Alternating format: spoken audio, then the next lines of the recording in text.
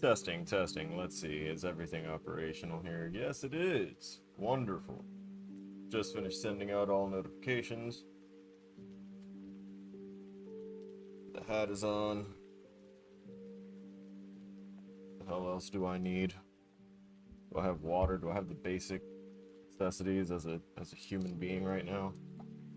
I am actually forgetting something. That's wild. But not unpredictable.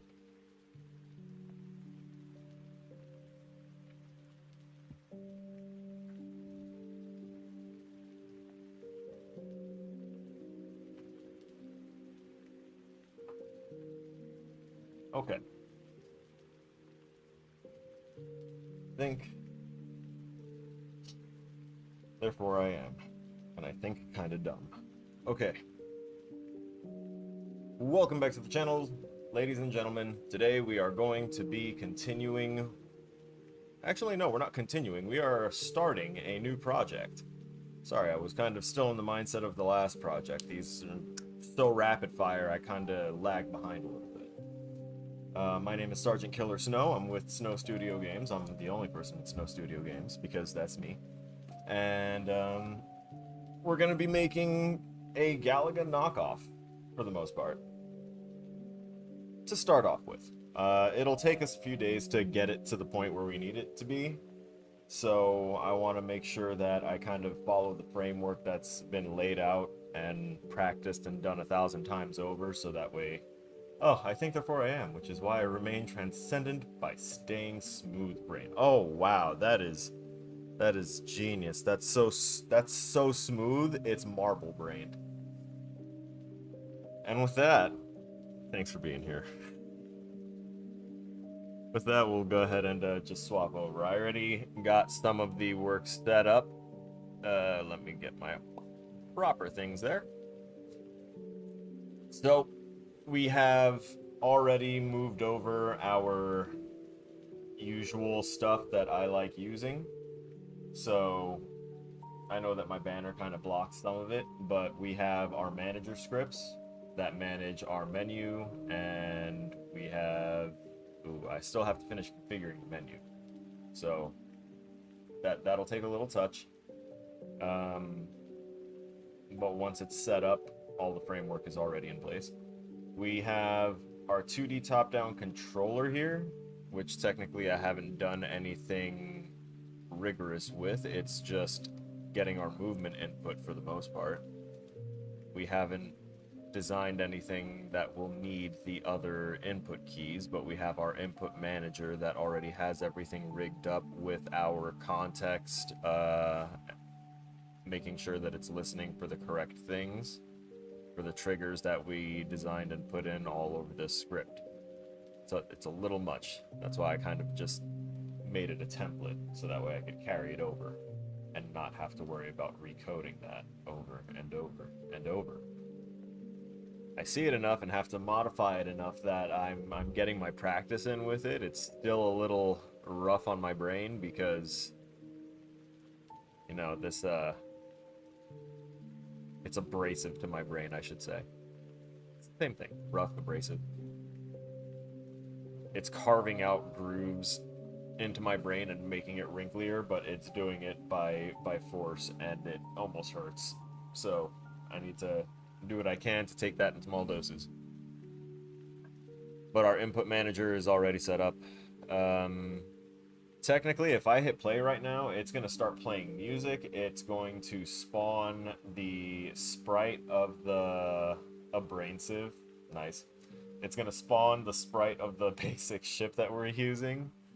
It's because I kind of started slotting things into our presets as best as I could.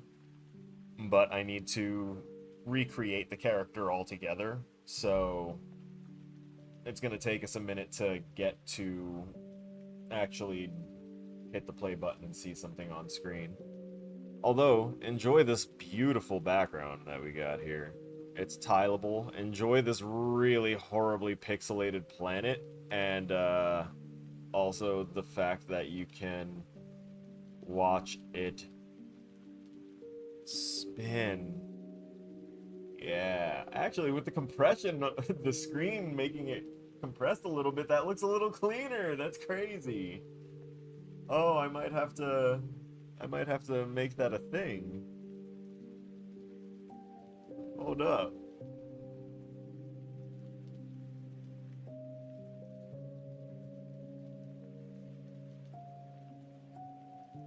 Yep. Okay. That fixed how horrible it looked. Yes! Yes! It bothered me so much. I'm saving that immediately. Yeah, exactly. Now I'm gonna have that playing in my head, thank you. That's horrible of you. But it's great. It's a way to listen to copyright music without having copyright things going off here. Just imagine it. Can't you hear it? Can't the nostalgia just take you away? Okay. I'm trying to create our character right now, so let me dump it into the prefab so that way I can not get distracted by stars. I miss the stars. Empty mountain, Charlie. No. No. Okay. Chassis. I need to start assembling this thing rather than just looking at the words. We need sprite renderers. We're gonna have like 3 different sprite renderers. It's okay. And we want basic. Never mind. Main? Yes. Main ship. So this pack I got, I've already gone through and grabbed up all the sprites that I want to use so far, at least that I could think of. I might need something to, like, show power-ups, but this actually already has power-ups too, never mind. Yeah, it's all fine. So we've got the base ship, we've got different engines, different types of thrusters. There's the shieldings for different types of shield power-ups. They did include that power-up, huh? I need to find the icons for the power-ups. Because if I can actually... I know I'm gonna be really, really annoyed trying to make something like this work, so I'm not gonna do it for this project. But I am definitely gonna, like, off to the side, try and figure out how to make a multi-rocket launcher like that real quick. Just like a sequence that'll go through 6 points that will instantiate and project a bullet forward with a random delay, and in that delay will be, well, not a random delay, they'll need a actual good wind-up time. Say like 1.2 I need to stop thinking about this. Going way too far into theory for something that isn't even going to be a part of the thing. I have a really bad problem with that. Alright, so full health. We've got different damage states, so we're going to try and take advantage of that. Right, instead of using the,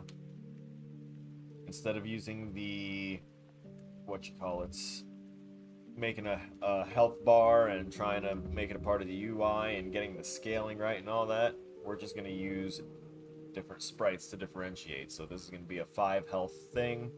You have full health, you have little dinged up, then you got damaged, then, you know, you're clinging to life barely, and then the next hit you're just gone, dust. So there is no sprite for destruction there for that one, but it will just be kind of a game over thing.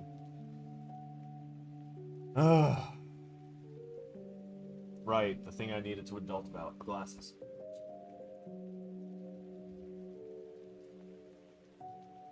Always forget the glasses.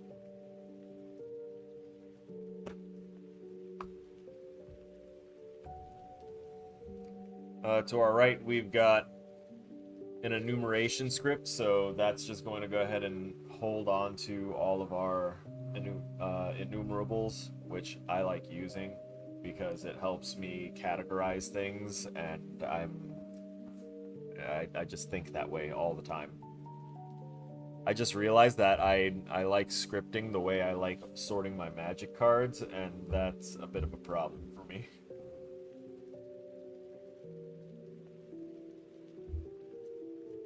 Because I sort my cards first by their mana type, then if they're multicolored, or if they're artifact. So, because those two are different. And then there's, you know, colorless Eldrazi, so colorless pile. Separate from artifact, because that's just kind of preempting something. Artifact creatures fall into their own category as well, since they would need to kind of be sorted differently. And then going through each of the mana types, I go through their sorcery types, separated by their sorcery speed. So enchantments are separate from instants and sorceries and all that other stuff. Yeah, no, I have problems. I still have a box of cards that I have to go through and sort, and I just have been dreading it because I know that my process will take me forever for it, but it will be so satisfying when it's done.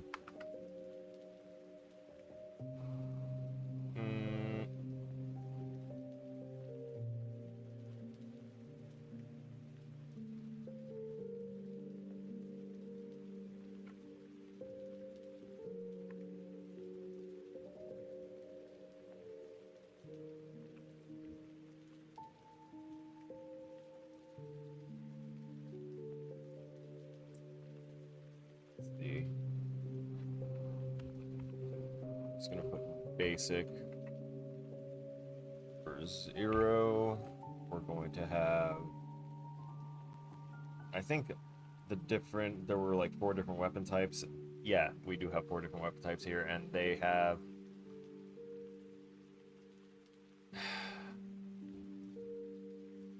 they do all have their own ammo types too. Alright. Well, then I can just tie them together as a function instead of making a whole different enum for it. Say if the weapon power-up is equal to anything but 0, switch the weapon to the appropriate one, and then use the function for firing that includes that bullet. Brain. Or when it instantiates a bullet, I can go ahead and tell it what type of bullet to instantiate based off possibly the bullet prefab, which I already have here, and I haven't assigned it an actual sprite besides the little red pellet. Why am I getting another phone call right now? One moment.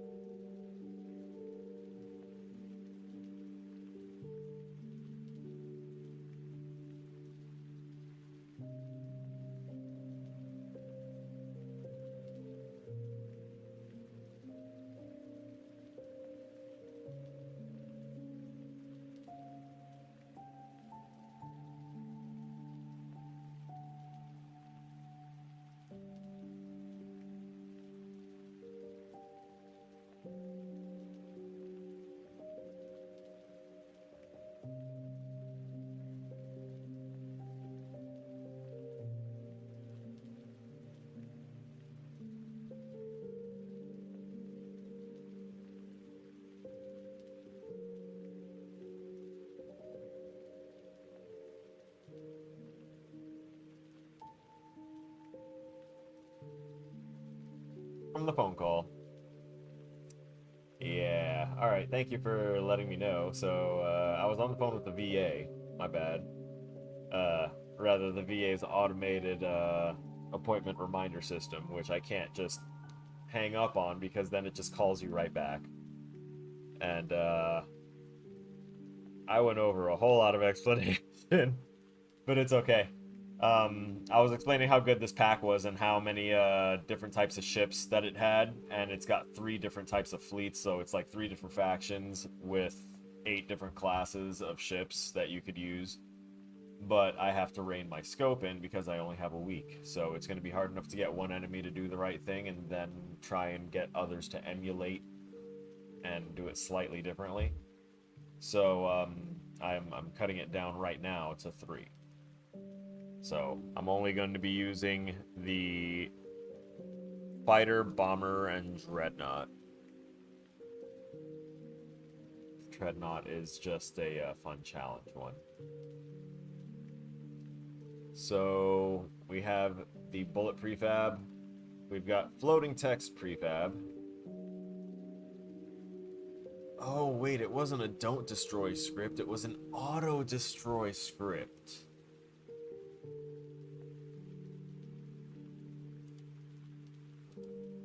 My brain. No. I'm glad I caught it. I need to go back to my... Which one was it? Portal Pong. God, I love Portal Pong. I'm gonna have to migrate some of these things to inactive build folder. Not the demo. We go into our assets. Going into my scripts. Where is the...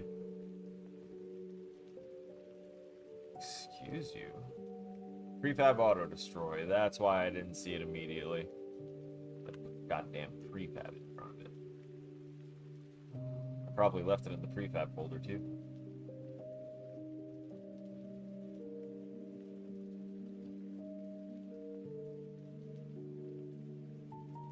Let's see. Yeah, this is the one.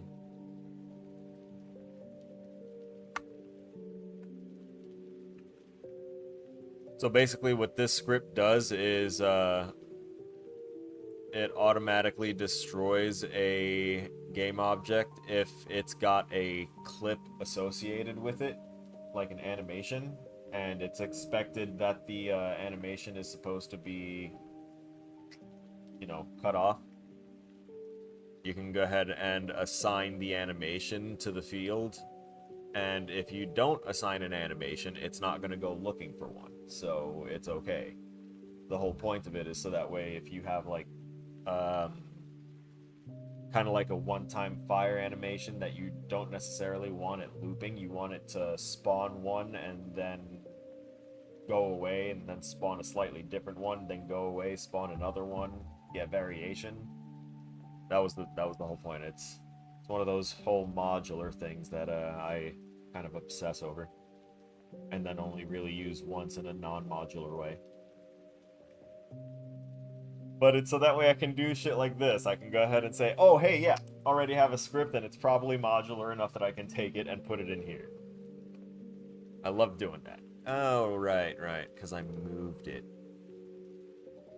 It's not as bad as... So Unreal has this thing where if you rename your project file after you make it, and you rename it, like, basically anywhere, it's gonna break so much shit. I've had 2 of my projects be absolutely busted to the point where you can't build the game out to an executable file because it's like, I don't know what my name is.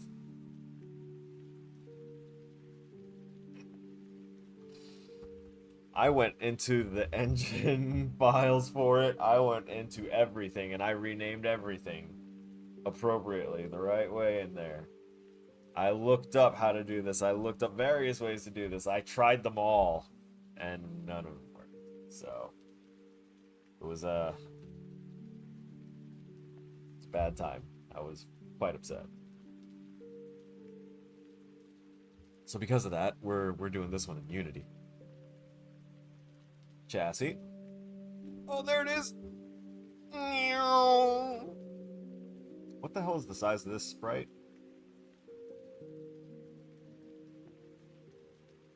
Okay, that didn't really help me. Where? Okay, there you go.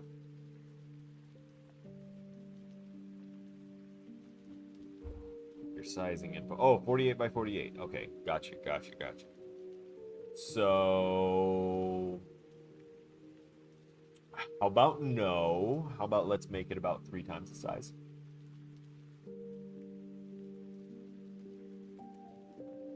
Think that might be in order.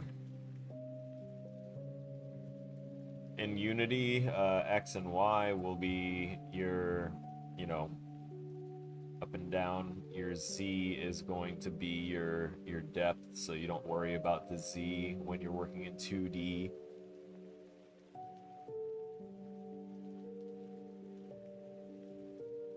Yes, that is true, but Unreal has redirectors that it makes when you rename something. So when I renamed it the first time, it should have just worked. But it didn't. It still went full and forgot everything. So that's what necessitated me needing to go in and start changing shit again anyway. So it's just a thing. Like it has a thing built in for that, but instead of it being like a renaming thing in there that auto renames other stuff, it's a redirector, and it redirects the queries that are asking for one name to go to a different name, which opens up infinite possibilities for shit to fuck up in between. I don't know why it isn't just a rename project function that will go ahead and search the project for anywhere that needs project name and changes it to what you input.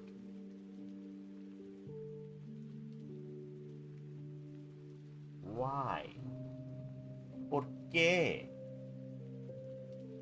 Explícamelo. America, explain. Arkansas.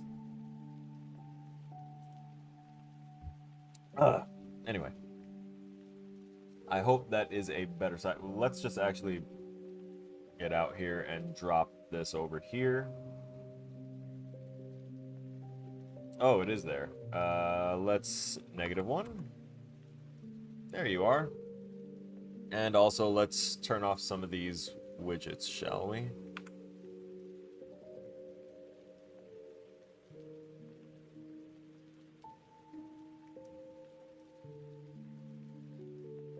Oh, the gizmos are not fading. So let's go ahead and just start clicking them off. If you ever have this issue where you've got icons in the way, unlike Unreal's little problem where you go into the orthographic view, in other words the 2D view, and it just gives you like the icon for what you're trying to look at just blown up and in your face instead of letting you actually see anything worth working on. In here you can just wait, which icon is that? The input system. Click.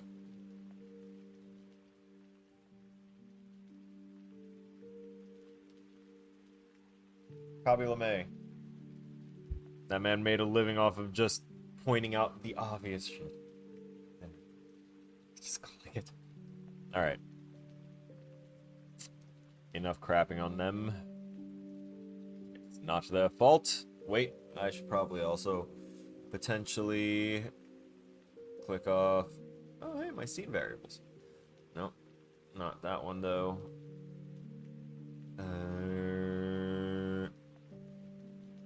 Oh, okay, I actually don't need to worry about any of these because this isn't a 3D project. Camera. I'm going to turn that off too.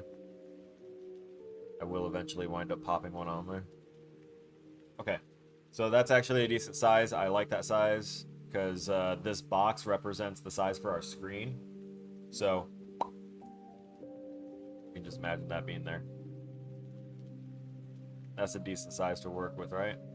Unless we want to take it to 2.5. Fit more on the screen, fit more enemies.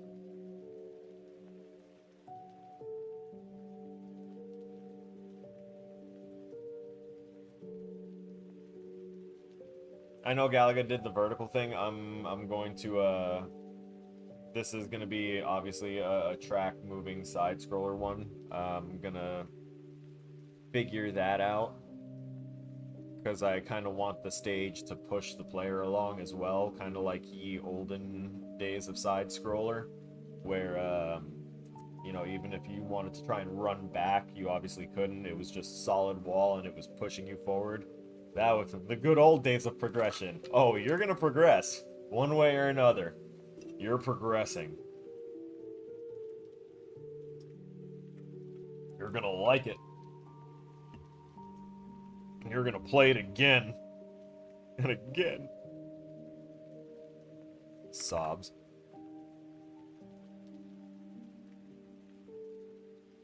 I'm gonna test 2x2. I think 3 was going a little over without me needing to change the camera and stuff. Eventually. Gotta remember, not everyone's got my old man eyes. Okay. Whee! It exists, and oh yeah, we need to make sure that its positioning is correct. Let's take a look at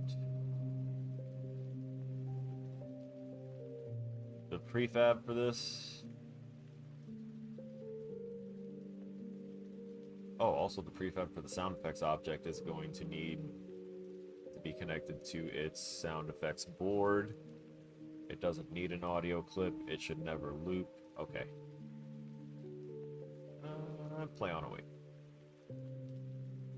Yeah.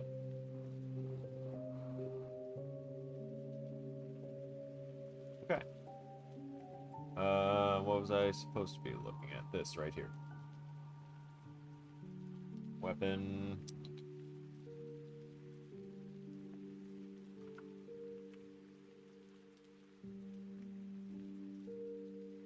Hang on. I had these things all like lined out here. That was the full health sprite. Engines. Nope, we're not doing shields yet. I didn't even look into the shields. I know that it's got like 2 or 3 different types of shielding power-ups, and then it's also got an invulnerability shielding power-up. If anything, I might toss the invulnerability shielding on, just because that one's a little easier to facilitate rather than directional protection. Which is still not that hard, but it includes doing math around the radius of a circle, so that way you get your 360 radius around your character and then get the right angle. It's annoying. I don't want to code it.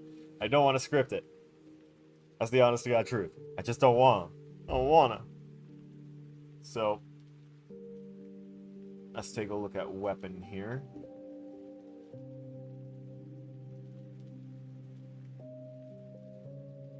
These are the animations.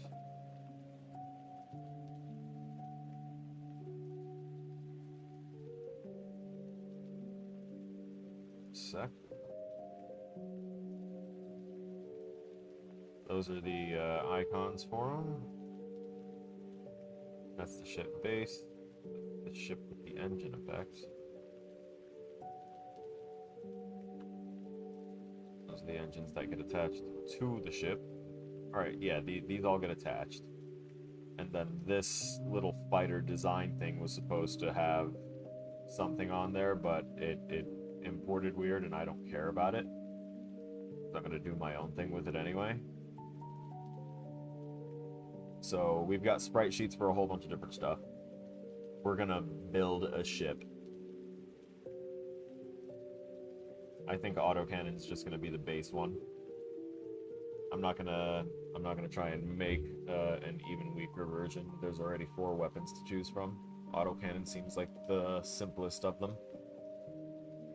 I've already preset the sprites as well, so I need to... Did I not cut you up? I didn't! Did I not cut any?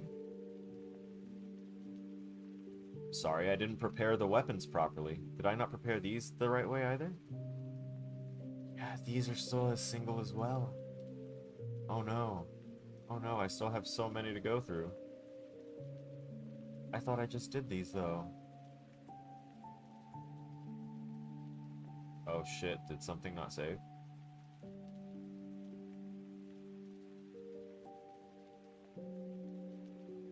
Wait, that's the power-up. Main ship weapons. Yeah, I guess something didn't save. Holy shit. That's not cool.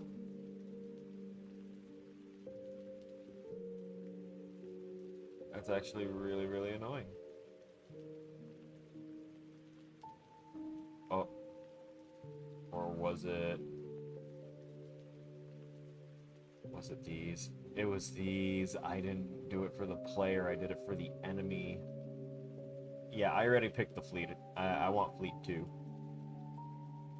I honestly should delete fleet 1 and 3 so that way I don't get distracted by them.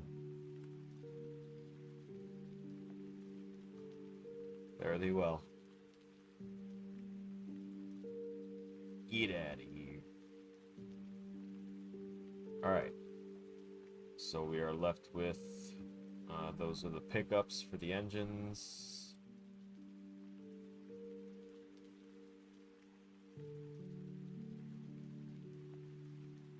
Alright.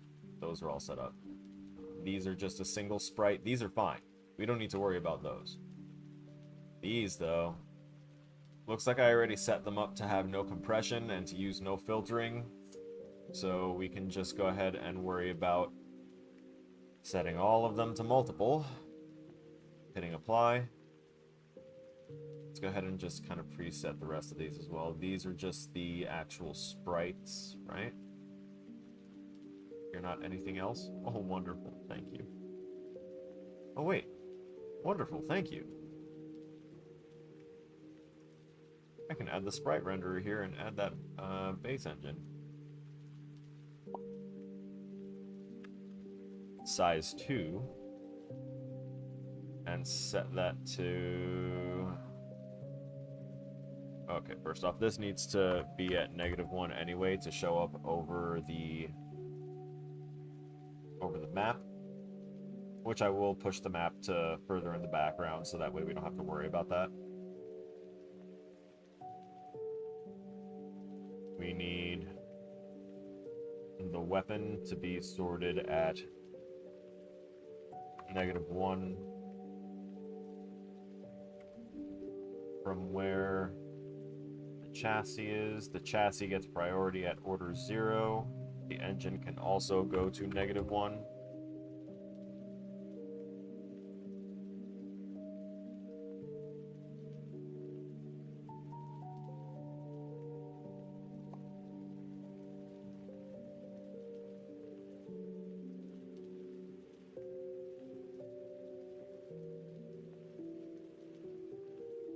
Yeah, all of the engines look like they just kind of get slapped on there.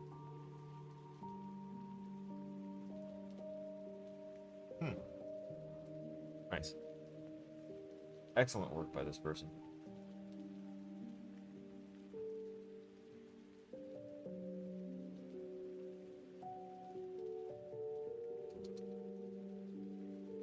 Weapon.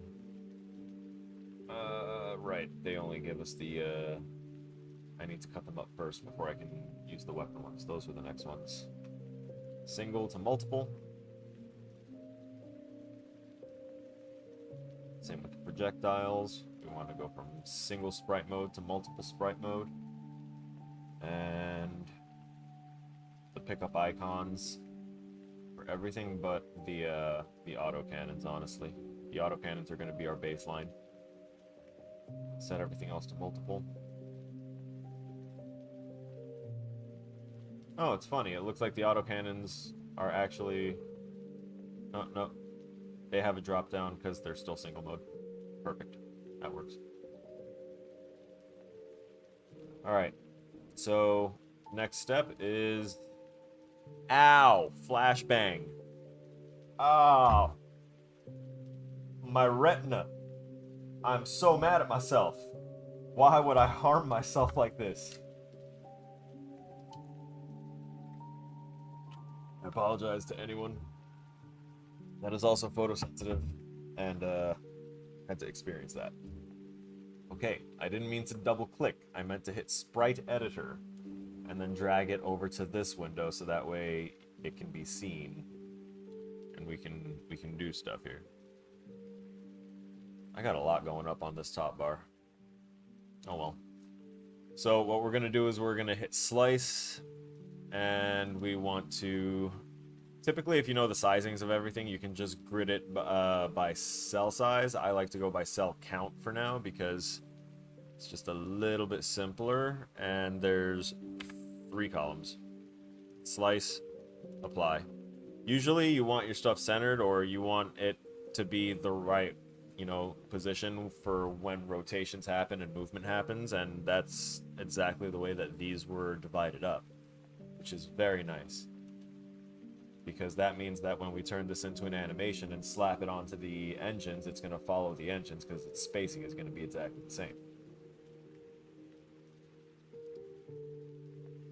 Oh, they have a power-up and everything, like power-up speed and stuff. Wunderbar. Oh, that's all of them put together. Or rather, just both of them put together. Yeah, we don't need to do everything on there if they are including a sprite sheet of each one. Frightening.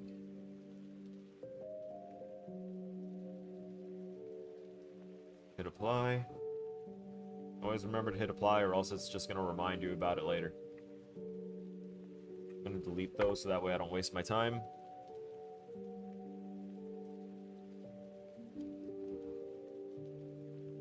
Sprite editor. I forgot that it's already right there. That one is also 4, so that's fine. Apply. Double apply. Down to this one. I love when a plan comes together. I tried to have a good amount of this done before the before hitting launch on the stream, but there's always a good amount of setup. Stop right there.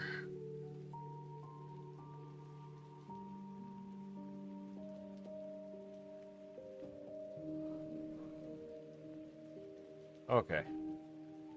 Yeah, I was weirded out because there were so many with the double engine exhaust that once that happened, I got really confused. Woo! Wild. All right. We're good. You're gonna be the same. You're gonna no. Hate you. Why would you do this? Supercharged. This one is 4. See, I was already attuned and accustomed to the double exhaust. That was easy. It's easy to flip back.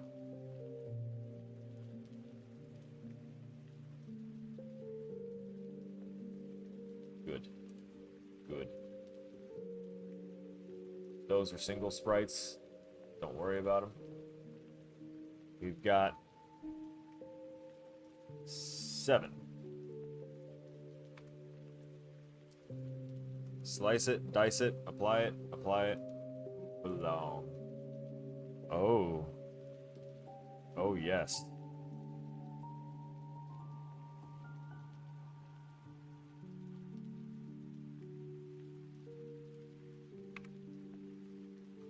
Yeah. I was like, they wouldn't give us the thing with just one cannon. No. No. It's just the alternating fire thing. I'm going to need to actually piece together the firing animation for that, and it's going to be interesting. Oh. I want to duplicate this one. I really want to duplicate that one. Because I want to duplicate it and flip it. So that way there's an alternating.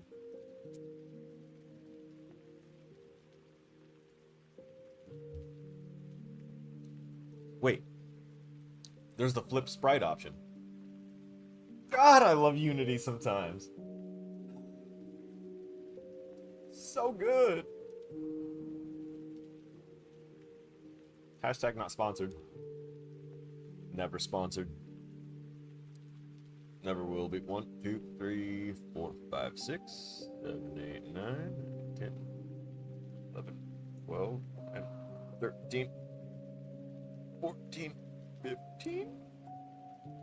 Alright, it's gonna be 15 or 16.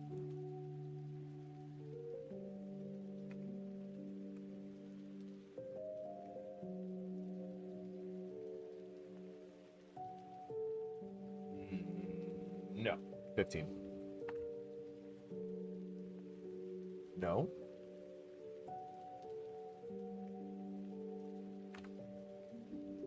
17?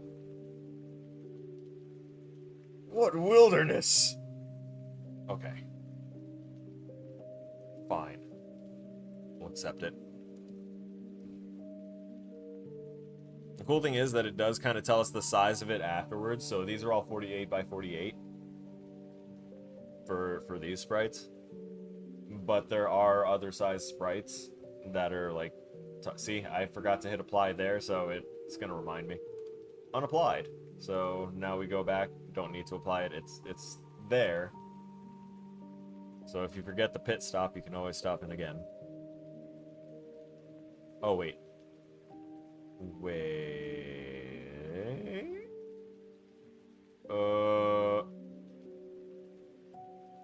Okay, no, that's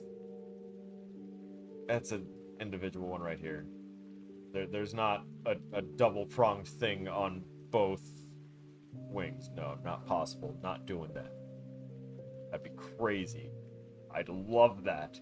Oh my god, I'm just picturing like an arc welder setup on a gummy ship from Kingdom Hearts. Man, the gummy ship thing was underrated. It could have been better, but it was also underrated at the same time, in my opinion. Let's count these up. 3. Let me get rid of that. 3, 6, 9, 12, 14.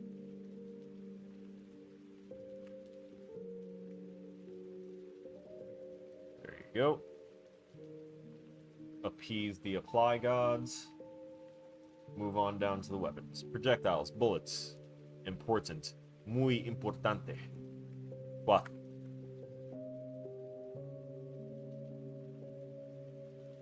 Apply. Checking the other settings, making sure that there's no compression, and the filter mode is point no filter. If I did it to 1, I did it to all the ones in this category for sure.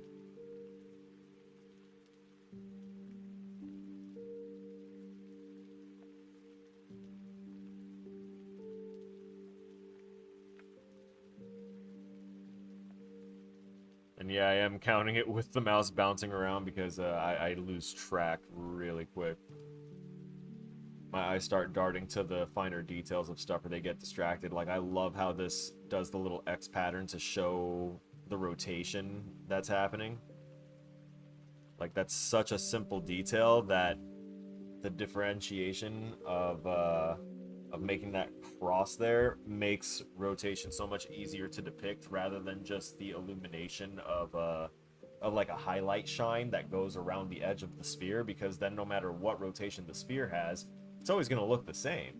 So they went a little bit above and beyond there and made it a rotating thing, and the outside expands with energy and then collapses back inward, so it's rotating and just looks like a menacing thing that's going to hurt. I like that.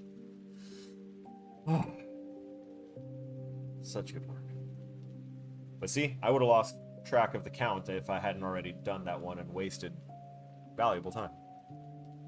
Still wasted time, but I at least did the slicing first. Cut first, talk later.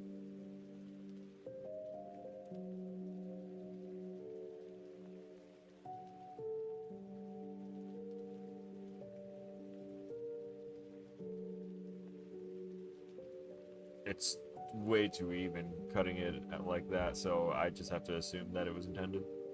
Yeah, yep. And see, that's why we don't cut them all at 48 by 48 either, because this is a 64 by 32. Different sizings.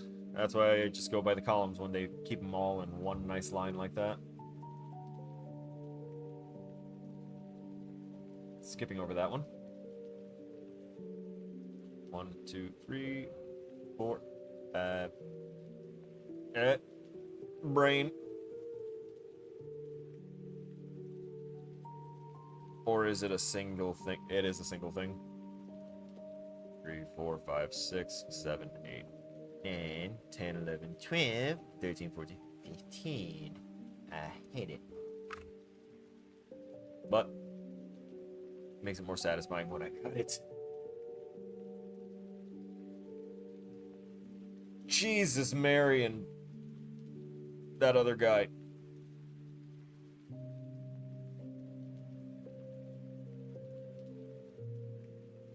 Gonna assume it's gonna be the 15 as well. Cool. That bugged my eyes out for a sec too. I don't like how easy it is to get tripped up by like repetitive patterns anymore. I used to love repetitive patterns. Repetitive patterns is my shit. I can identify them so easily, but I guess staring at visual representations of repetitiveness just makes my brain not happy.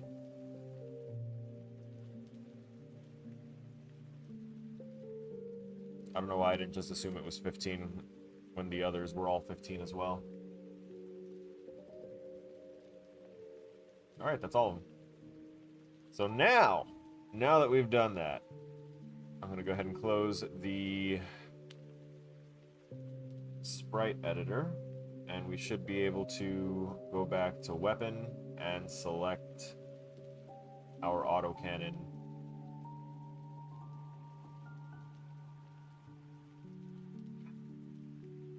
Damn it, I still have to cut up the autocannon. I thought I could leave it as normal because I wasn't going to be animating it, but I still need to cut it up so I get one frame. Oh. Come here, you son of a bitch. I'ma cut you. Now I'ma cut you. It's done. Alright, cool. Finally.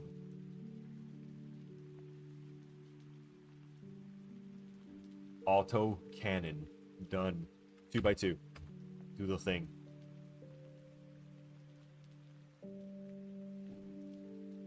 Yes. Right? Yeah. Yes. Yes. Yes, yes, yes, yes. Maybe 3x3? Wait a minute. Son of a bitch. That's why things were looking a little weird. Oh. In which case, I think actually this gets the +1 treatment.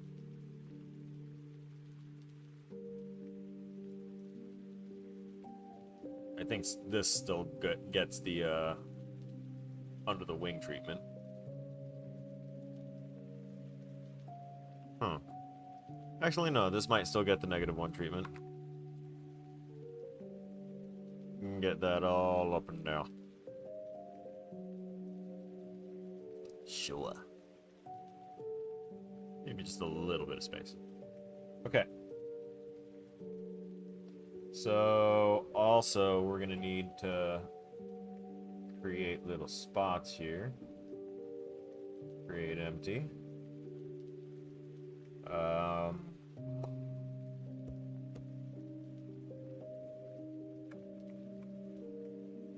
Just going to call them the jets. Give it the jets.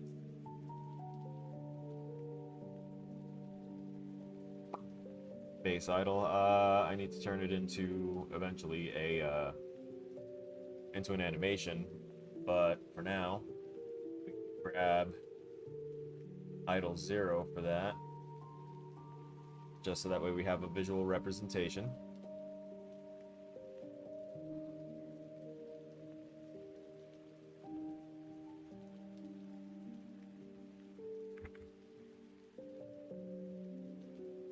Never mind, actually, because it's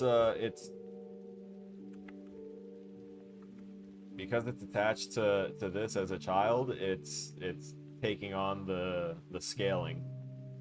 Nice. So, which, I mean,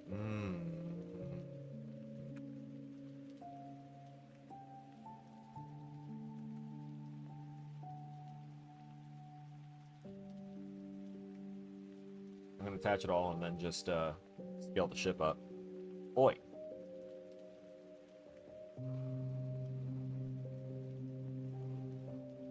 Engine.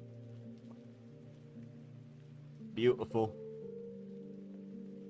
Take a vote. You think I should you think I should have the engine sprite on be bottom or top?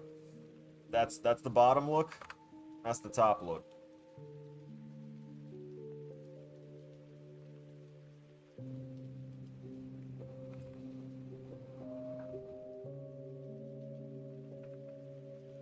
Oh.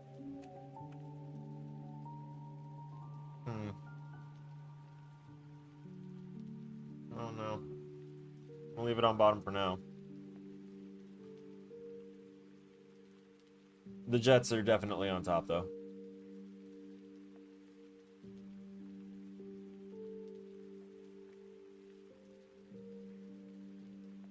That is a certainty. Ba -ba -ba -ba.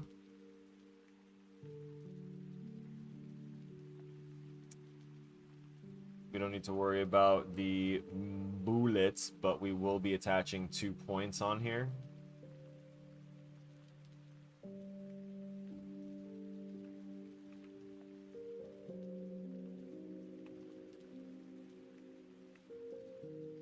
Really?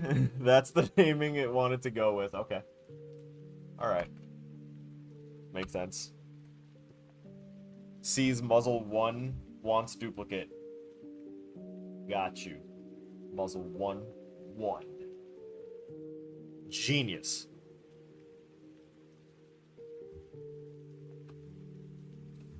I still like Unity. We're gonna take a stand and rise up.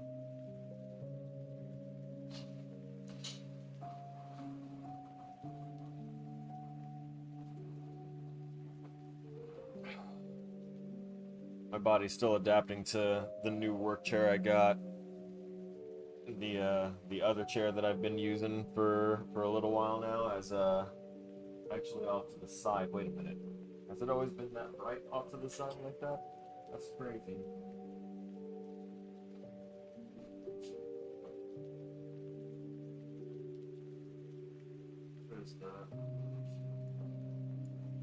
Is it the actual light itself that's in the frame? Or is it just my chair that's in the... Oh!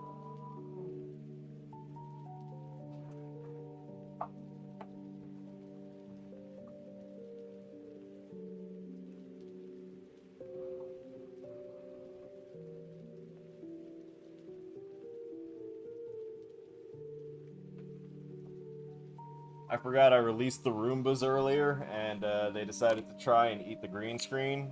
They failed. They kind of nibbled on one of the USB-Cs that's for the Oculus, but it's fine.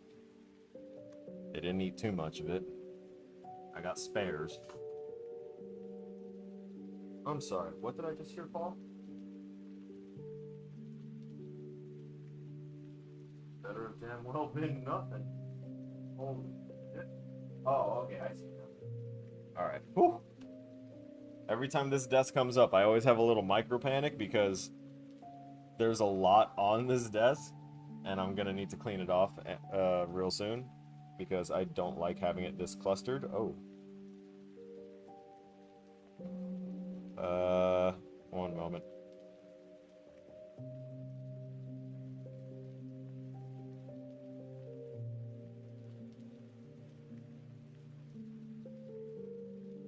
Yep. Okay. Safe. Good. Where was I? Right, I always have a micro panic whenever I stand up with this thing, because whenever it's coming up, there are wires at the back that, you know, get pulled up a bit, and that means that the surge protector they're plugged into also gets pulled up a bit, so everything's kind of hanging a little bit back there, and I panic. And there's a lot around my desk too, so I heard something clatter to the floor, like something small, but still something, and I don't keep small, useless things around my desk. I keep all the important shit around my desk, so I was like, uh-oh, what was that? It was just the frame, like a little frame extension for the Oculus, for when you're trying to play it with glasses. Thankfully. So we have these 2 muzzle points. We're going to go ahead and make sure that we associate them with the front of these cannons.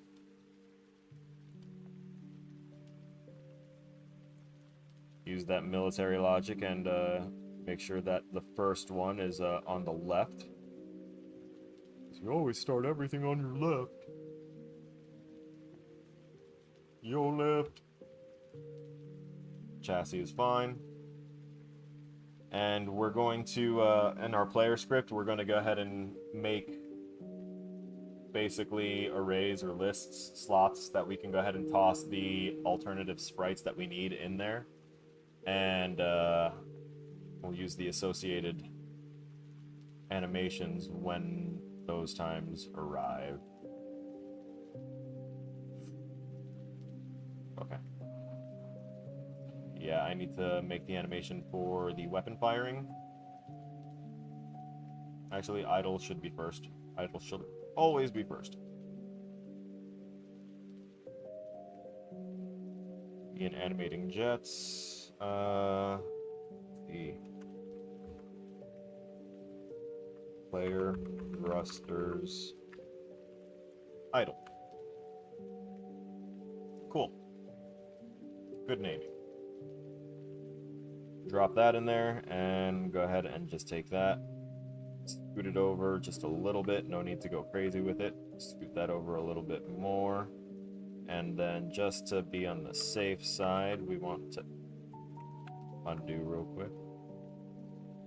We'll go ahead and post a copy of that one there.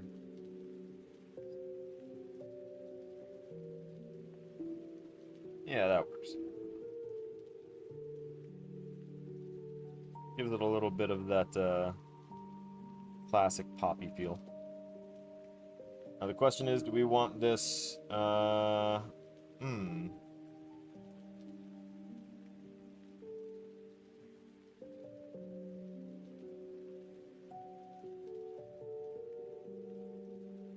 that feels a little bit better.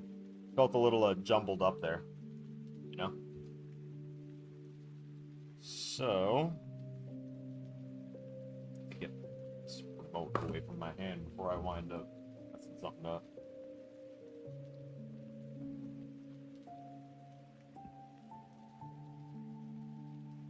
Alright. Engine idle is set.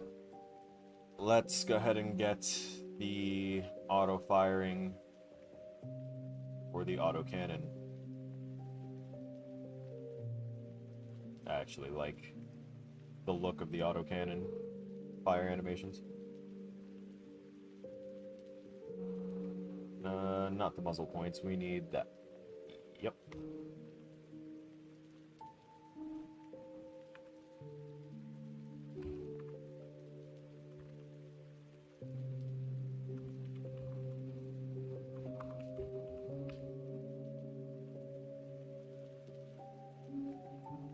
That ought to do. I still don't have an animations folder. That's one of the other things I haven't set up, but I already have a whole lot going on folder-wise, and once I know for sure exactly everything I'm using, I'm going to try and get rid of everything that I'm not, because I obviously don't want to clutter up my files with unnecessary things.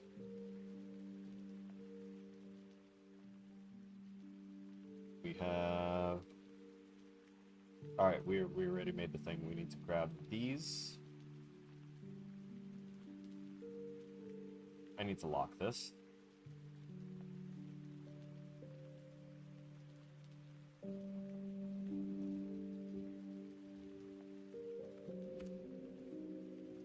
Oh, wait a minute. Wrong thing. Remove component. We were up in weapon. There we go. Autocannon fire. That's what we want. Posted a video, gold in the Discord. Some hilarious videos.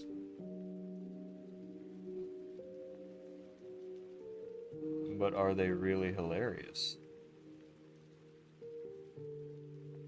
Okay, that looks almost Meat Canyon level, so it might be hilarious. I'll view that later. I'm not gonna tell you if I enjoy it either. I'm gonna leave you guessing. Depends, actually. Let me not swear by my word on that previous one, because if it's it's near Meat Canyon level. Okay, yeah, I was gonna say if it's bad enough, I might have to give some commentary of some sort in the Discord and just be like, you are a sick man. Of course. I ain't reading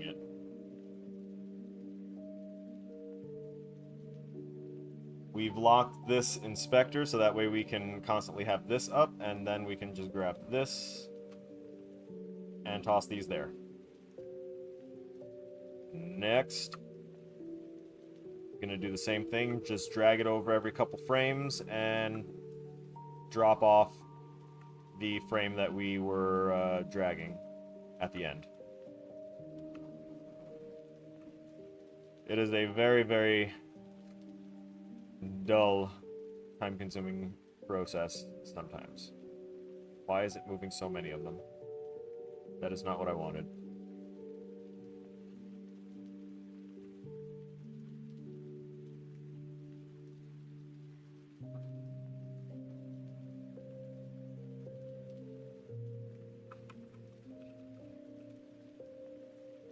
Undoes light.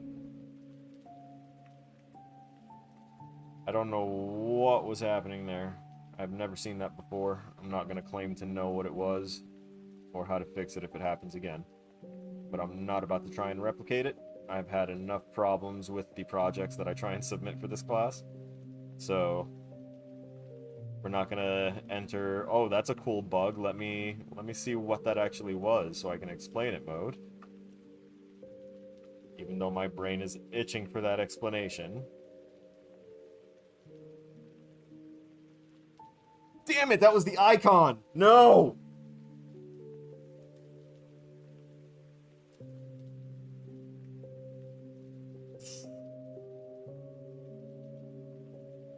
This was the one.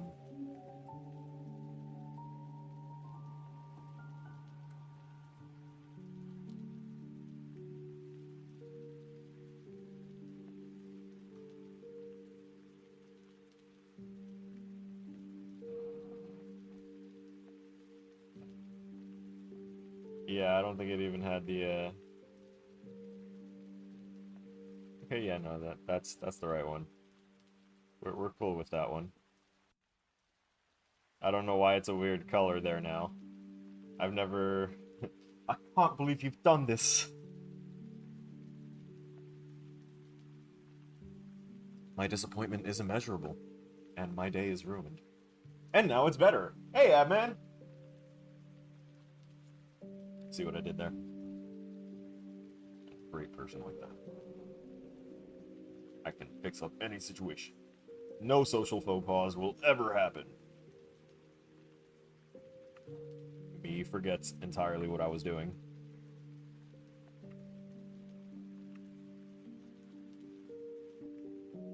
Oh, sure, I'm not good enough to make your day better. No, no, no.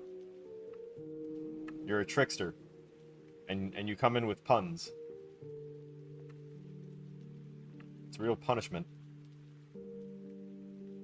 Makes me feel a little punchy. Hey. But hold up.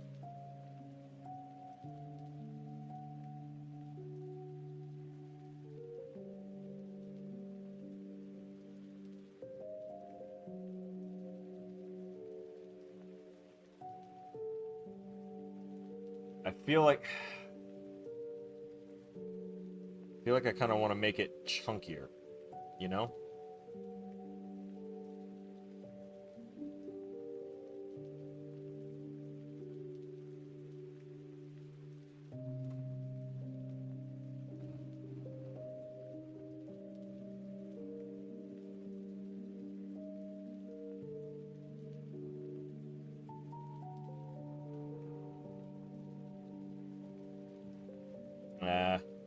We'll just go with it. Although I do feel it fires a bit quick.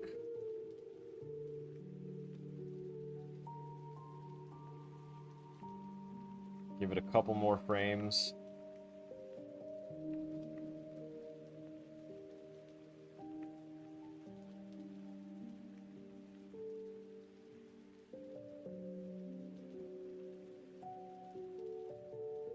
Yeah, that's a little better. I can actually time some alternating fire from that. Ah! Yeah, yep. Catch, catch.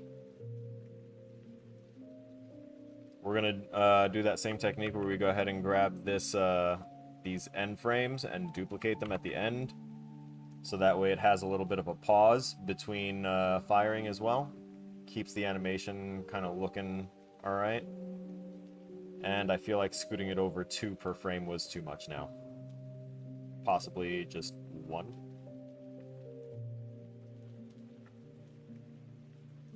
No, don't do that again.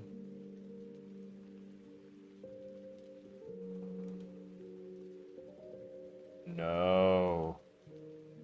No, why you do this? Why are you doing this? What are you looking at? No! I don't want it.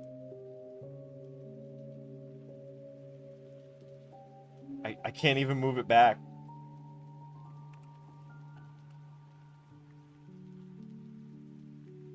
That's as far as that one's gonna go. Or not. Okay.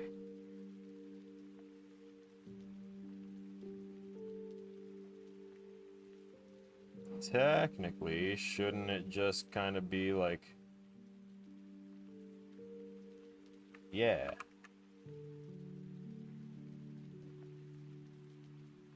Oh, but each one is scooting her over. Why? I feel like there's a setting somewhere that's like doing it automatically. And I don't want it, but it's there. Screw it. We'll lay them out one by one.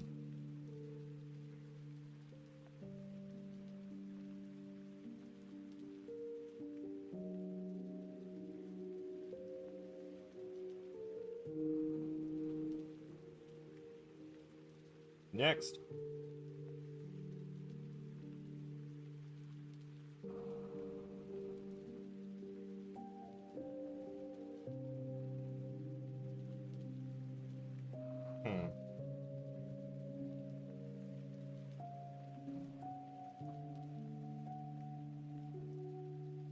I wonder.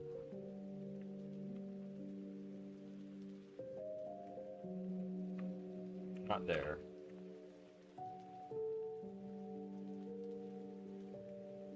But let's say right there. Oops.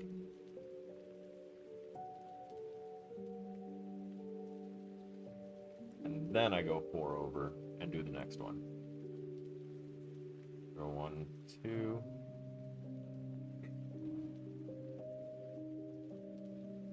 That's 3. Wait a minute. Okay, yeah, no, it's on the right one.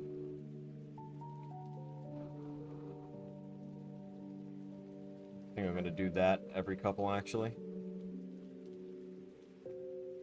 Double. Just add 1 more space. Take away 1 more space in certain cases. I feel like that one may have been a bit much. Or maybe not enough. I don't know. We'll see. That's the rough part of designing stuff, is trying to decide what is, like,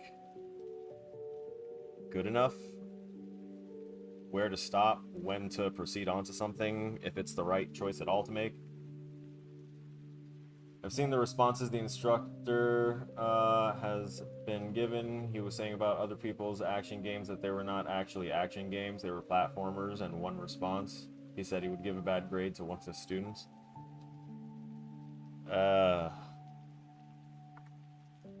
That's kind of not something that you... Typically, as a teacher, you don't want to, like, put people's intended grades on blast.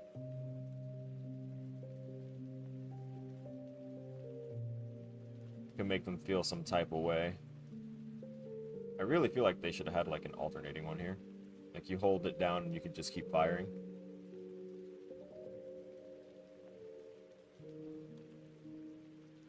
Oh.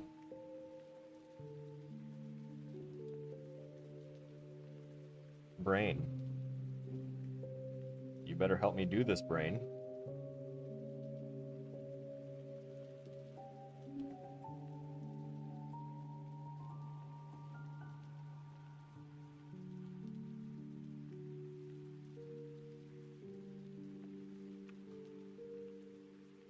We'll copy those and put them here.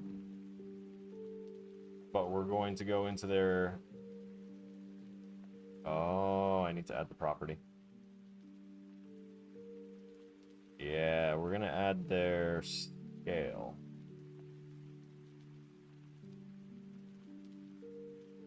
Because I'm going to invert their scale on the x-axis.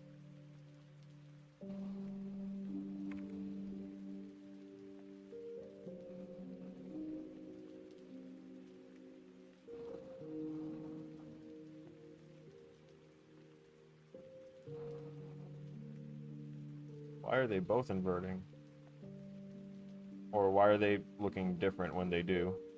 Oh god, it's flipping it around. Actually, that'd be hilarious if it was like a mini cannon, but no, it's not doing what I want it to. I don't think a rotation would be the right choice either. That's unfortunate.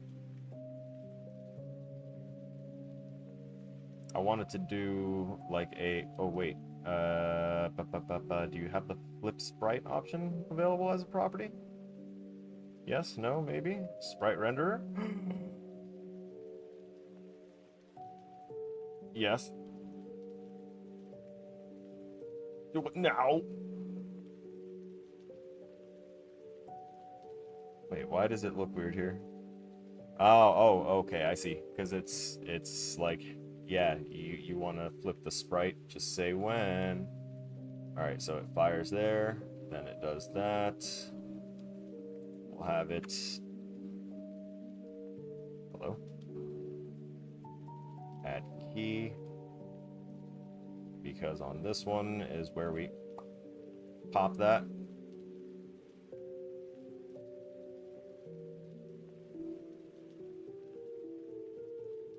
Do I want to copy this one? Let's see. Because I'm not sure yet.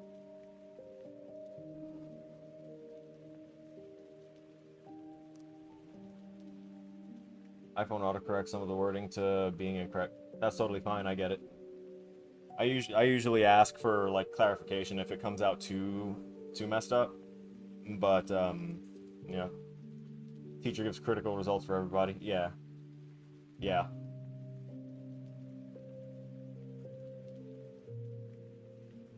He's also been a little forgiving because I have had some substantial problems with mine where like the last couple were barely close.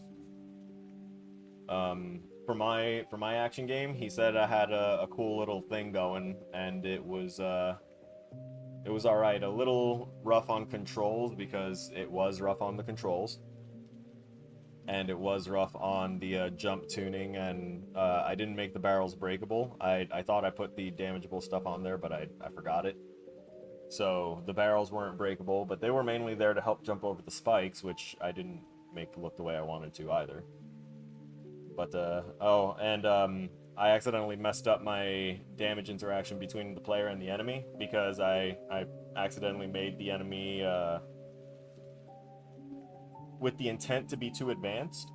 So I started stripping out functionality from it, because I wanted it to detect the player at a certain range, and then flag itself as in combat, and then start chasing the player, and then when they were within melee range to initiate the attack with a different trigger check. But I obviously was running out of time, so I scrapped that and just went with the attack trigger.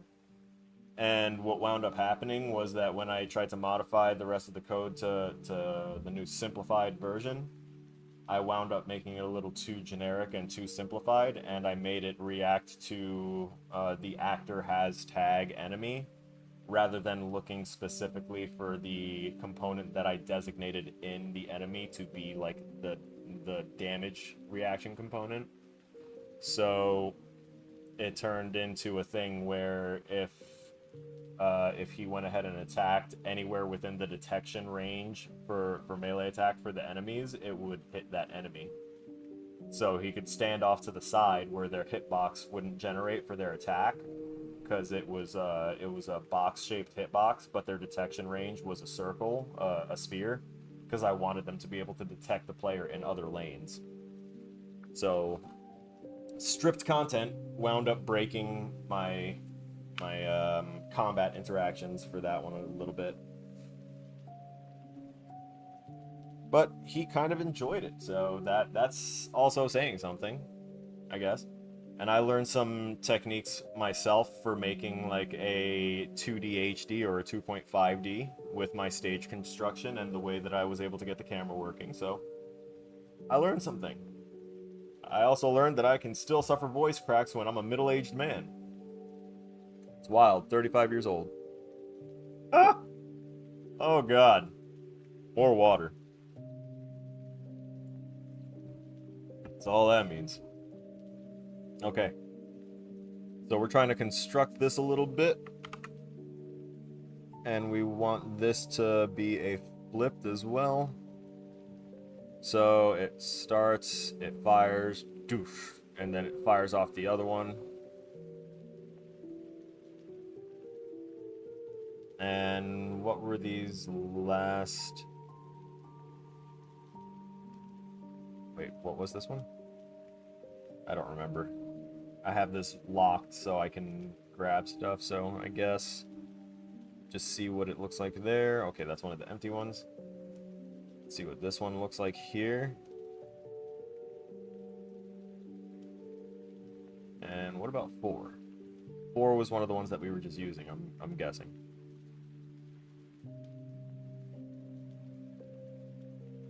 I'm actually okay with that.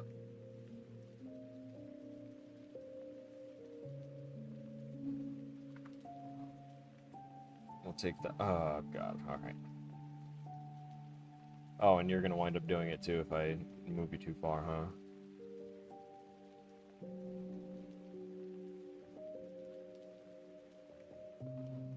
We're gonna go ahead and add that, that 5 right there. No, that was 6. It's afraid of 7. We shouldn't put it there. We want 5.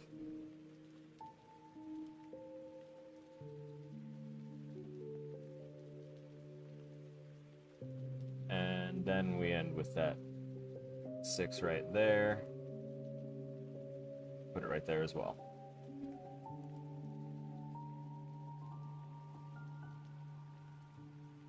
Cool.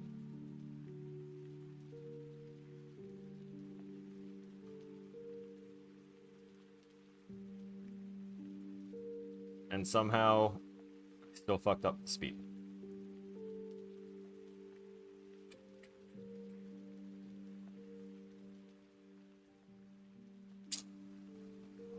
I feel like I'm wasting so much time on this.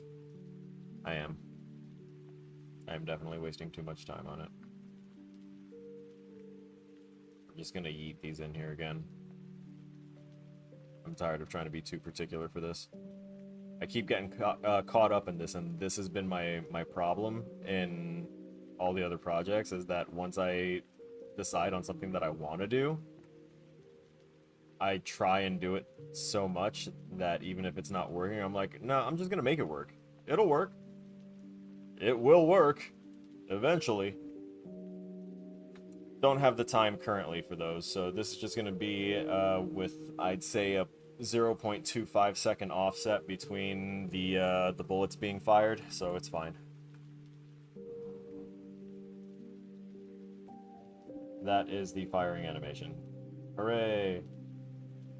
Oh wait, that was just for that weapon. I still had so many others. Yeah, I definitely got way too caught up in that. I needed to get smacked like 5 minutes ago. Player weapon. Big space gun.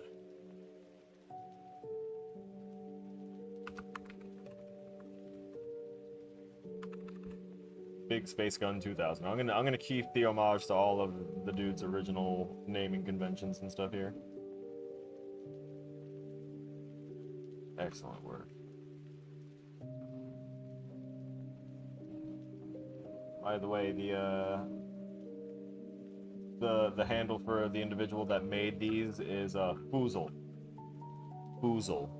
They offer a lot of free pixel assets on itch.io.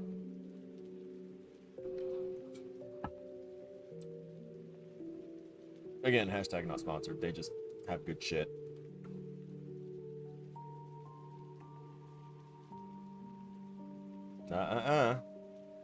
Pick that one back up. That's right.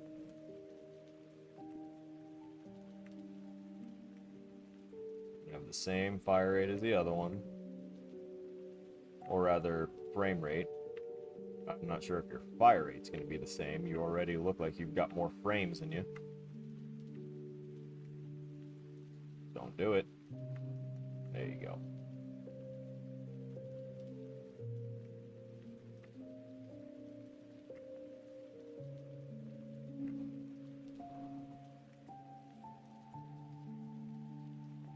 And our rapid game development instructor is a critical grader. That is true, but it's also... Oh God, why did I do this again? I went up to the pickup icons. He may be a strict grader, but he is also very, adept at pointing out what was needed and then skipping over what wasn't needed, So, because I'm not too proud to admit that I was upset and annoyed when I saw because he makes video playback for us too. Not a lot of instructors will do that. And when I saw him do the video playback, out of the 6 minutes, 3 minutes of it was research into other games and, well, rather showing me other games that I already knew about.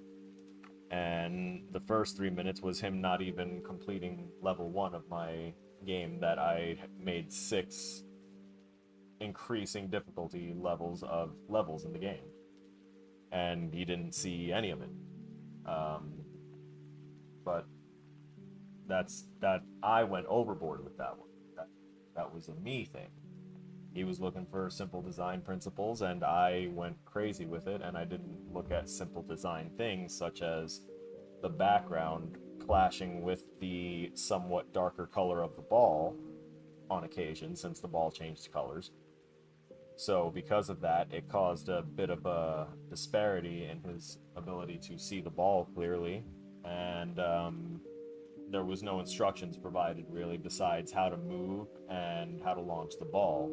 I didn't explain how to speed up the ball, and I didn't have like an instructions tab to go ahead and explain like, hey, ball goes through portals, you can go through portals, be careful of unstable portals, break the bricks, there's doors that come down, there are haywire, they go random. So there you have it. He wanted to know more about that stuff. I didn't provide it. I understand my grade. Am I happy about it? No, I put in a lot of work. I like that game, and I'm going to continue it and release it as a demo and then as a full game later. But for class, I didn't need to do all that. Same for the maze. I could have cut that down in size and made it a 2D thing. We have the big space gun projectile. Wait. God damn it.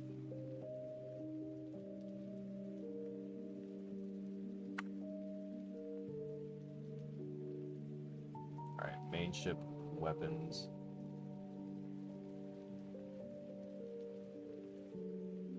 Jesus Christ.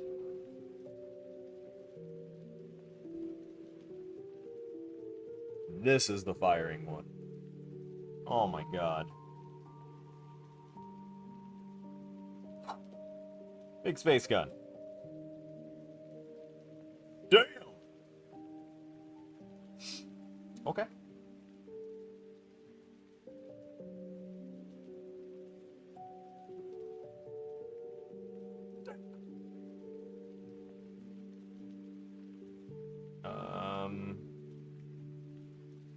We might have to trim it down in size, you know? So let's get the scale. Oh, okay. You're not gonna.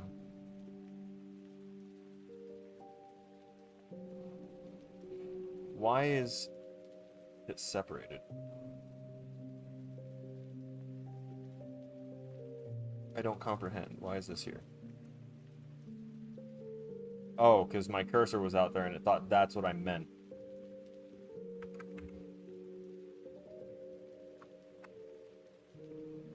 Z scale is fine. We need X and Y scale to be 0.5, 0.5.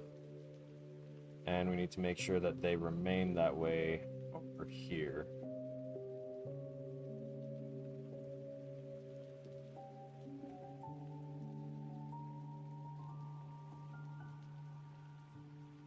Also need this to be positioned properly. From start to finish. Right around there.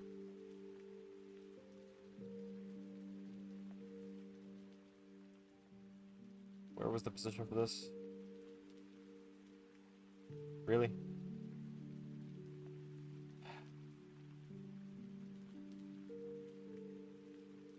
Alright, we're gonna say negative 1.5.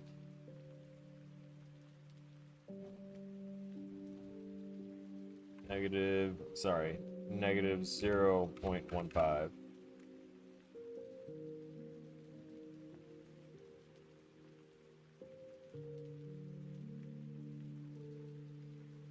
Did these upload in a reverse order?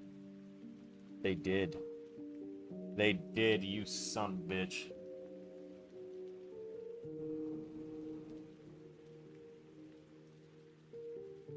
Or they glow and then fire. Yeah, I'm gonna say they glow and then fire.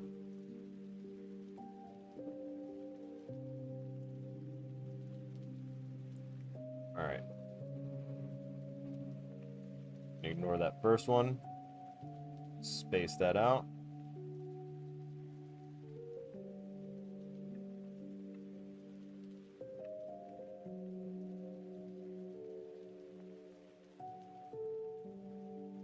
You got a D on your Pong game?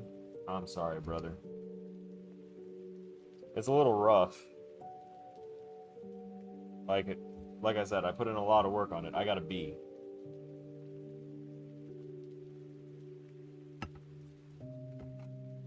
And I made sure everything worked on that, like, to the point where I can put it up on the Steam market.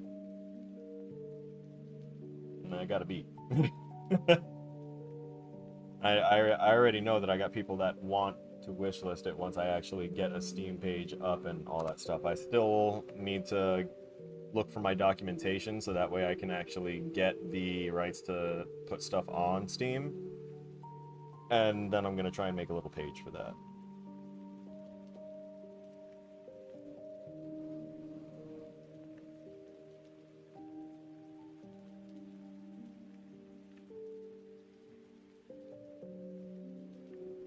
Far.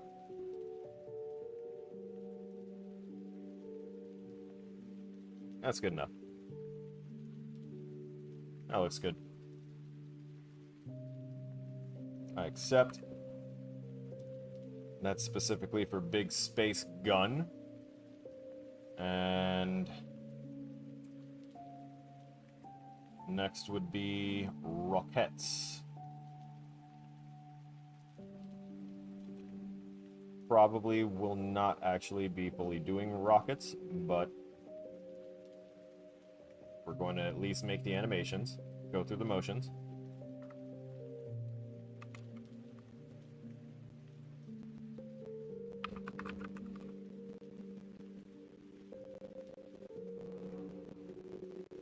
I'm gonna say rocket launcher, just gonna say launcher fire.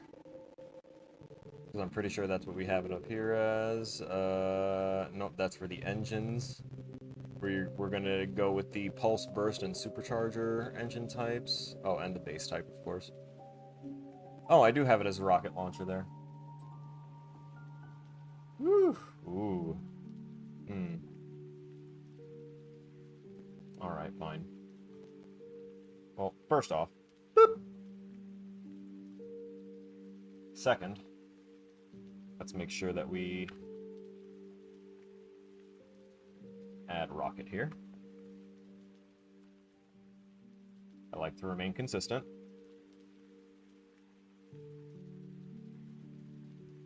And this thing decided to space itself so far out. Or rather, zoom in so far that it looked like it was spaced out.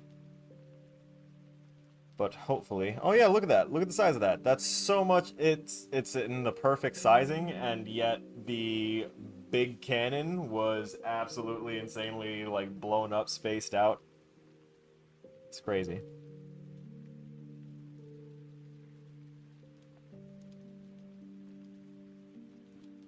Wait a minute. Are these all the same? Was I on the wrong thing again?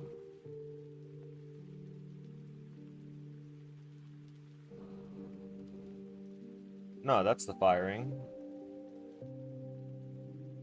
Oh, that's the, wait, these are the actual ammo for it, right? Or, yeah.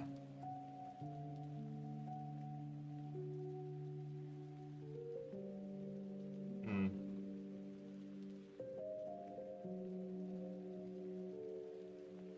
Are they hidden?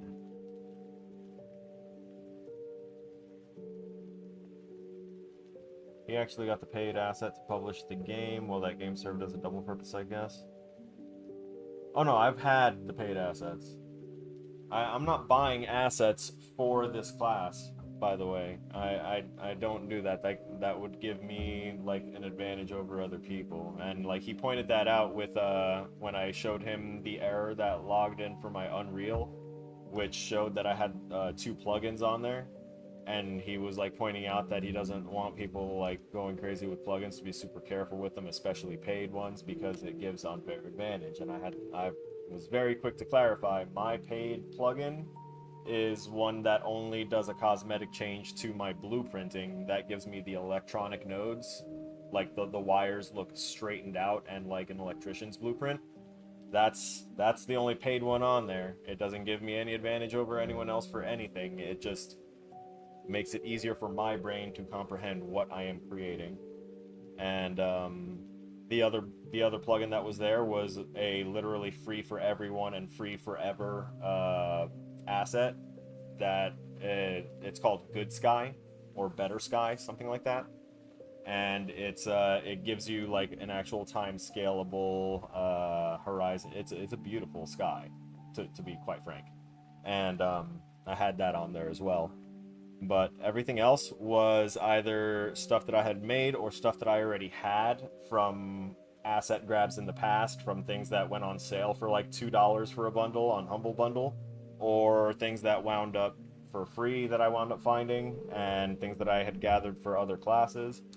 I just keep everything organized and sorted. Like, if I go and open this up and actually drag it into view, and go down to my system backup and go down here, we've got my sprites, and I've got separated 2D background sprites going all the way down there, bunch of folders of stuff.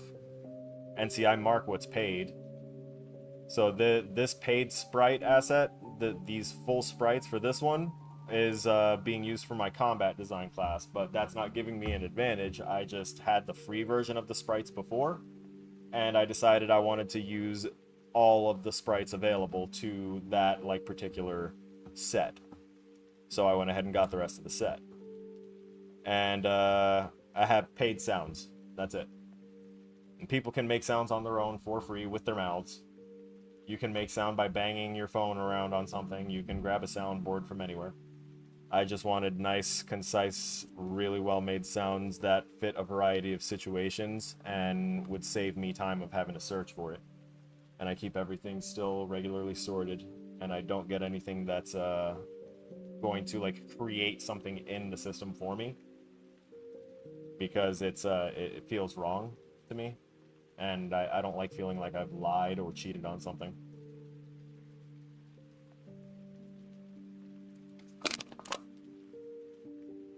All right.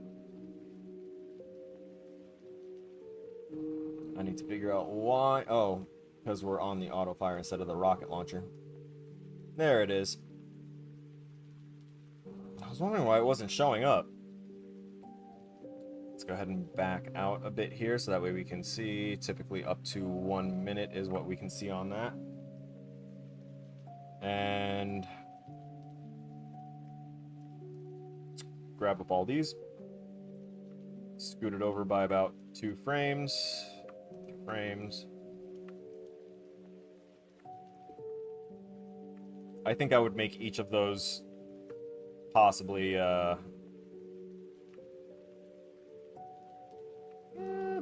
maybe I'd have to see what the animation's actually like for once they're for the projectiles for it, because the idea I just had in my head was they all fire straight for about 3 units moving forward, 3 like visible units moving forward, and then they would start tracking any nearby enemies. If there's no nearby enemies, they just keep going forward and eventually die off on their own because of their, I'm going to give them an auto-destroy timer. I like that. I want to take a look at what the projectile rocket... The projectile rocket is just a firing individual rocket, so I can instantiate it at each of those points. Oh, that's going to be fire.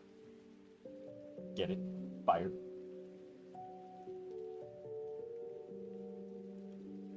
I also just realized I might need to have different muzzle points for the guns.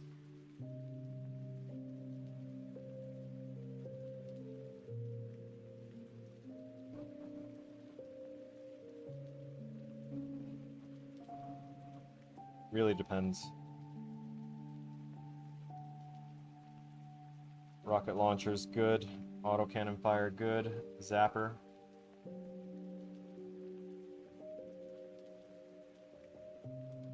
Come on now, Zapper. Create new clip. Same naming scheme. Different weapon type. Zapper. It's like a zipper, but not.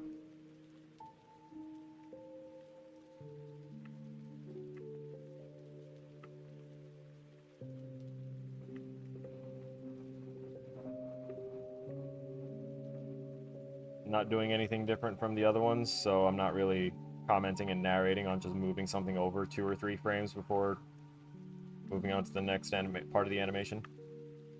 This is called keyframe animations, just to go ahead and try and be somewhat instructional. What keyframe animations do is, it's just this. You take an image, and then you go to the next image, and you go to the next one. It's old school animation, just like a flip book.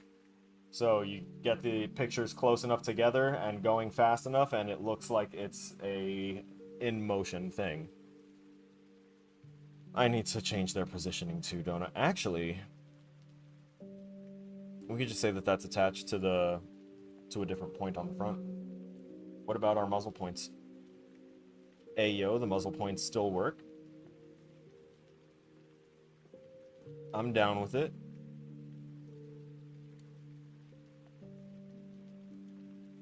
The big gun's gonna be the only one that has a real muzzle point issue.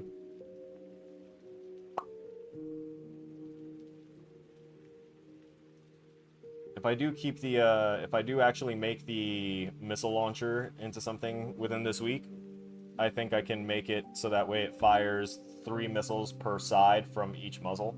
So that way it's, one muzzle fires 3, the other one fires 3, and they go forward for, like, I'd say 0.3 seconds, and then they can go off all on their own and do their thing, because they're each going to be using the same logic, the same brain. And they're just going to follow their own target. They might pick the same target. They might pick a different one. Depends on proximity, right? I could definitely do something like that. We'll work on it.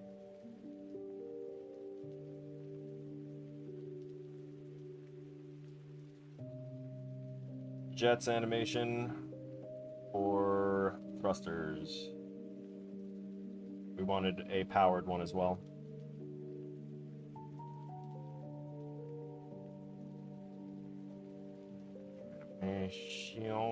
Oh, wait a minute. I want to cancel. Though the animation is right because I clicked in here, this isn't correct anymore. I want to click off of that. I don't want to take the chance that it applies it to the wrong controller. Animation controller. So let's go ahead and create player thrusters. Powering.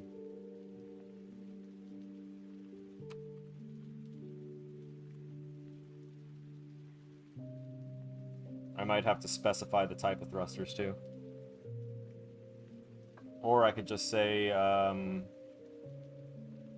player thrusters, pulse idle, pulse power, burst idle. Yeah, that's what I'll do. It's fine. Powering. We already cut this up. Oh, is it not gonna... Okay, yeah. Fine. Powering. Not that. There you go.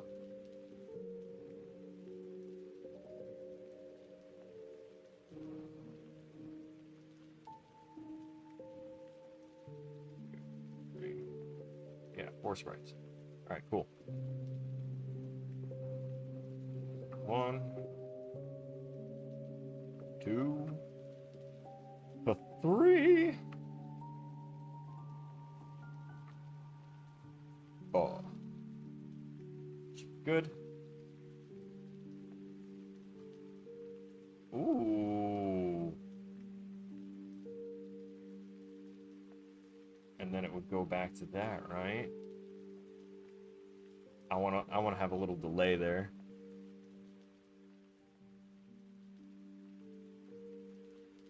Oh, you're just gonna force things over. I don't like how that does that. I need to figure out why it does. And oh wait.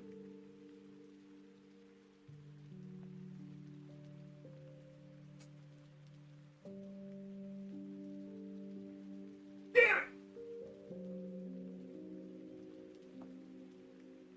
All right, so a little lesson here when.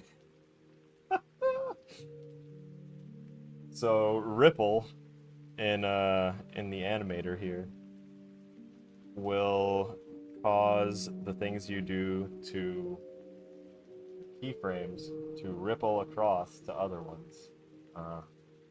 Yeah. That's what ripple is and what ripple does. There's probably more to it, but that is what I know of it from experience now. And I'm gonna move on.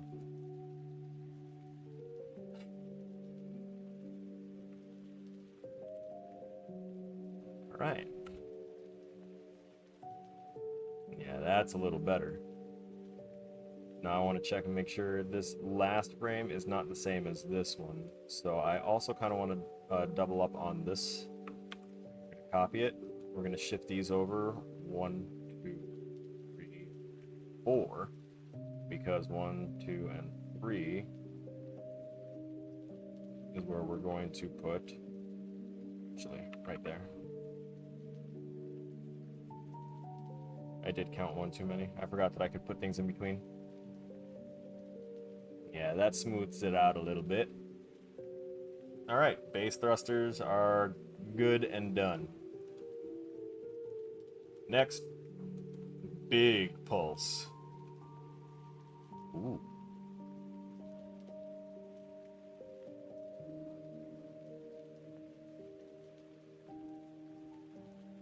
This is the pulse, right? Pulse idle. Drag him in. I'll do the copies here in a moment. Oops. First we'll copy that one and we'll drop that there. Then we'll take all of them, and 1, 2, 3. Go right around there. Should be the point to grab this one.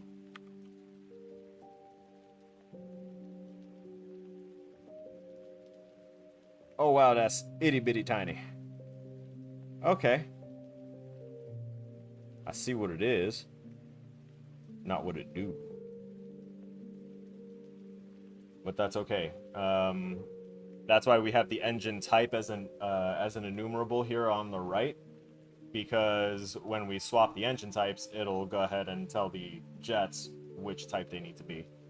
So that will be fine. And whether they're idle or powered will be based off of our movement input. If we have any velocity, then that means that, well, I guess we need to have that pulse going.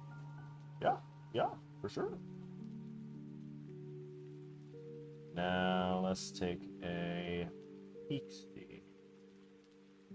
at the powered version, because that is the idle. That's why it's so subtle, I just realized. No adding properties. We're going to create a new clip.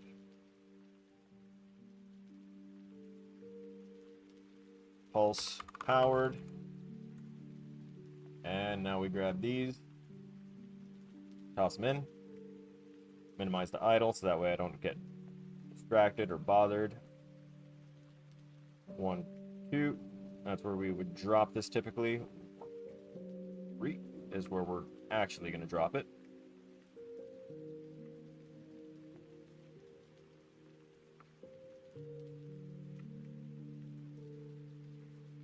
We'll copy that, drop that there, and copy this and drop it here. Ooh. Ooh. I like it. I like that. Sehr gut, me gusta. Next.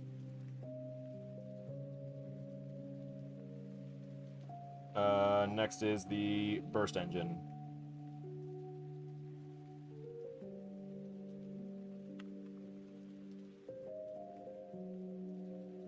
So the reason I'm trying to make sure that I include these different varieties is because I have turned in some kind of lackluster stuff, in my opinion,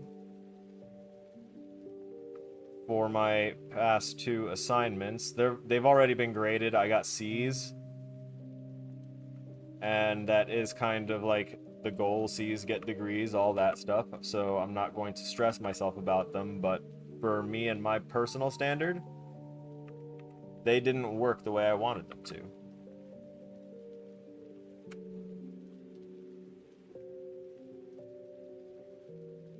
I put the same exact ones. That's my mistake.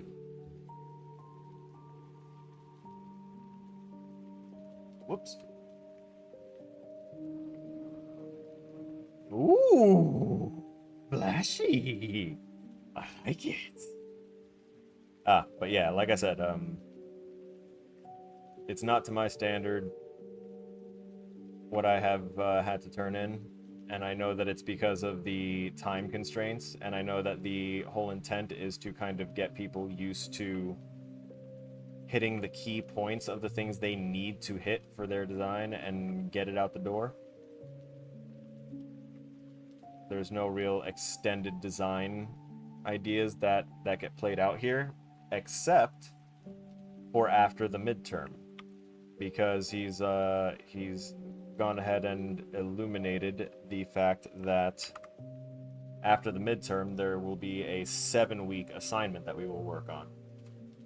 So that 7-week assignment is where I can really shine it up and possibly go crazy, and I'm going to enjoy that.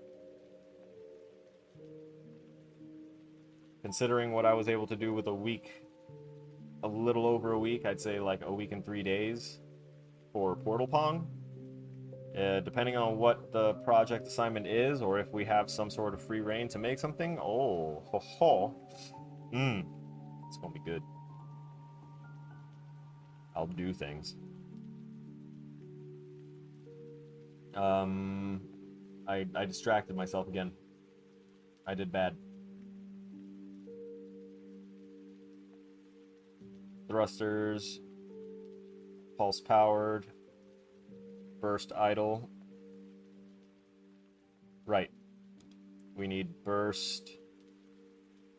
Sprinto bursto, cuz. Burst powered. What about you? Oh, me? I'm burst powered. Yes. No! Burst engine powering.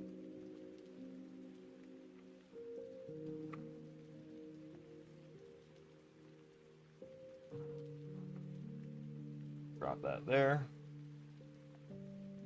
Leave it. Move along. Move into the grooving. There you go. Take it, do it, copy it. Yes.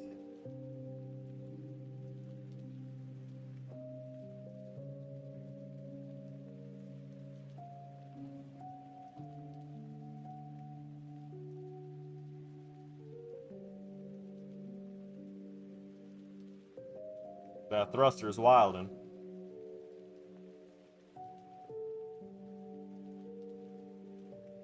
Yeah, we're gonna move on to the next one.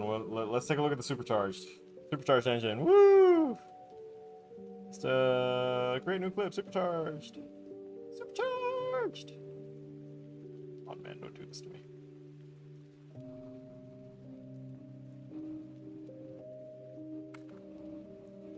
S charged.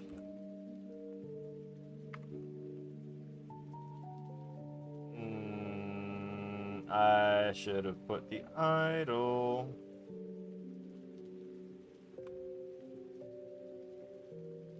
The underscore, I mean. Right, that's fire, fire, fire. That's just for the firing of them.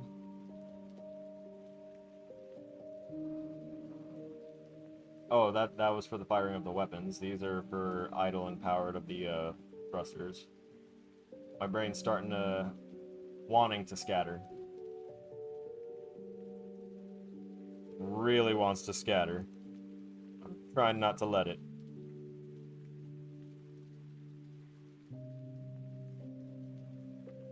That's the one.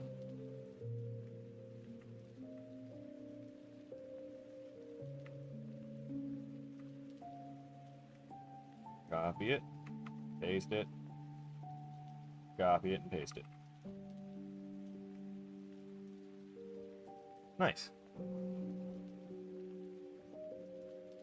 That's weird, that one's also a little wild.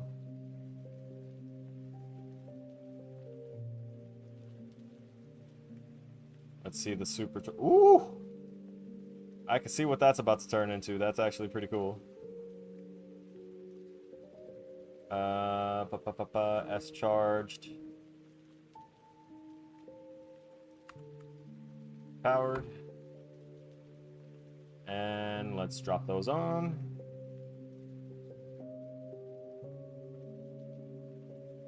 Lego. That's why I was grabbing it from the top, that's right.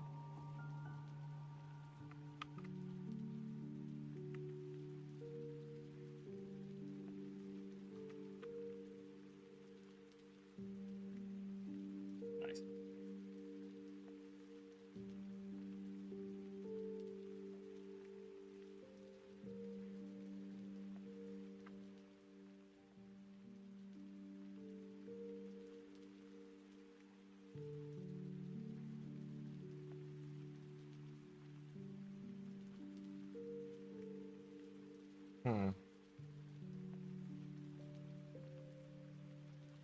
Actually, I'm going to get rid of the one at the start. The one at the end is different from the one at the start, but the one at the start and end are like similar enough that doubling them up on both is making it a little chunkier than it should be. Alright, should be good.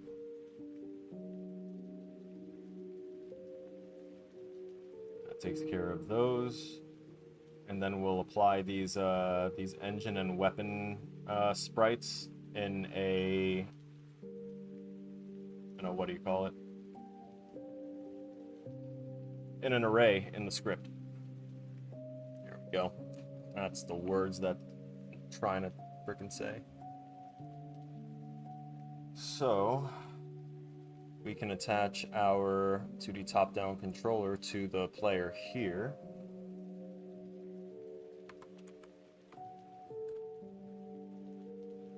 Keep that move speed for right now. And, huh.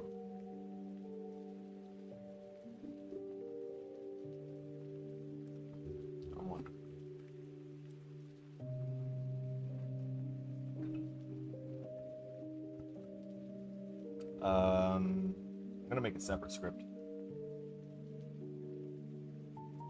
Now that I think about it. I've attached that to this, that's fine. But I am going to make a separate script for that. So we have the engine type here, we have the weapon power-up type there.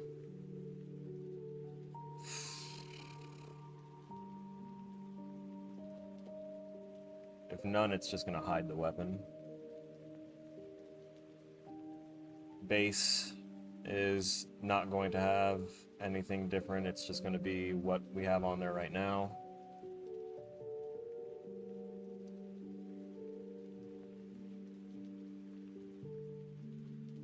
Actually,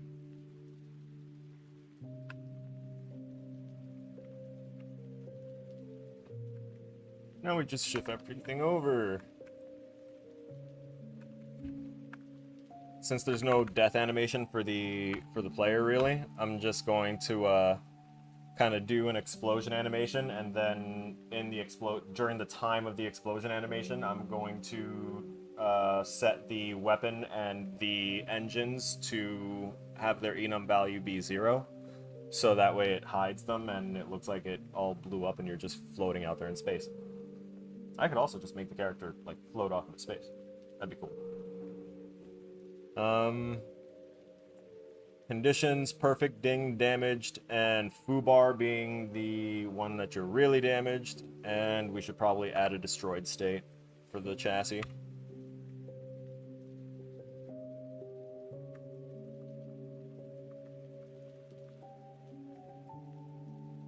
Destroyed equals 4. So the reason that we assign numbers to them is so that way if we want to call things via their integers later on in the script, we can. Instead of having to type out like, oh, we want to get chassis condition, enum, dot, whatever. We could just say, yeah, numbers. Numbers easier. The basic is going to be the fighter type. We don't have any other base type of enemy, so we're going to change these to 0, 1, and 2.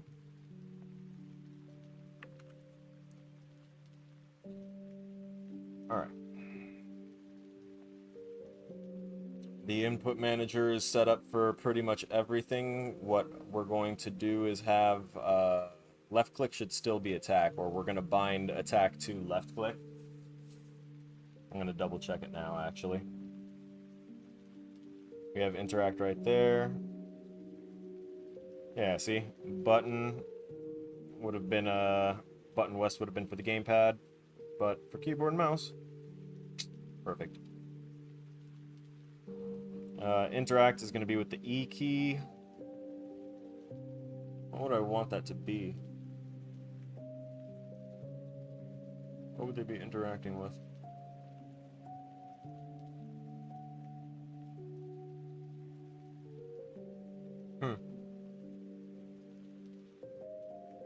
I'll leave it there just in case.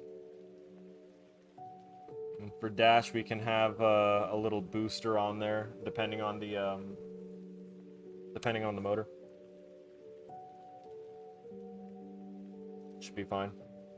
Doing dashes isn't too hard if you just use it as a actual speed increase and treat it more like a sprint and less like a like one of those iframe dodge dashes that everyone loves. Don't need those everywhere. So our chassis, we have the sprite renderer that we can swap out the engine. The jets will swap themselves out based on their animation, which is going to be based off the engine. We have the chassis, which is also going to need swaps, and the weapon for swaps. Okay. So with that in mind, we're going to come up here and we're going to create a new script. And we're going to call this the parts manager.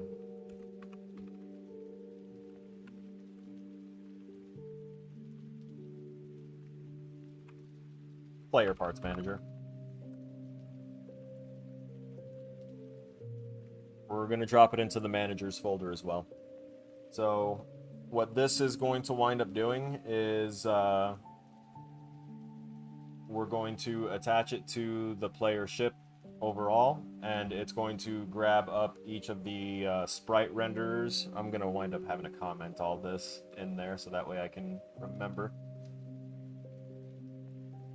I'm actually going to leave both of those collection systems in there because we're going to be working with arrays and whatnot. And let's delete this, and let's go ahead and get some comment there. I'm going to do a quick comment block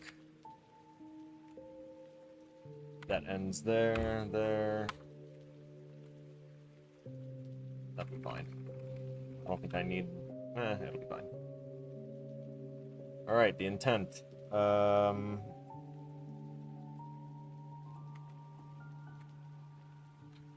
Manages the various swappable sprites and enumerables that control them for the player ship.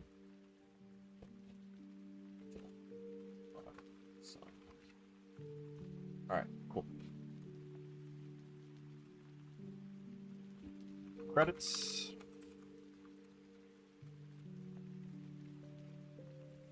I don't give a damn if my teachers know my my online name. They can find me, they can watch me, they can sub on their own as well. And they can critique and judge. They can see my process. Everyone can see my process. Okay. So in here we want to dictate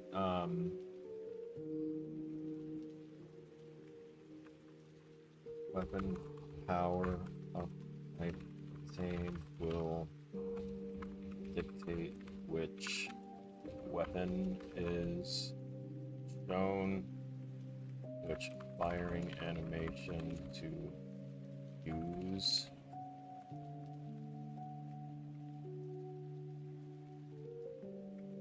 And which ammo type to instantiate.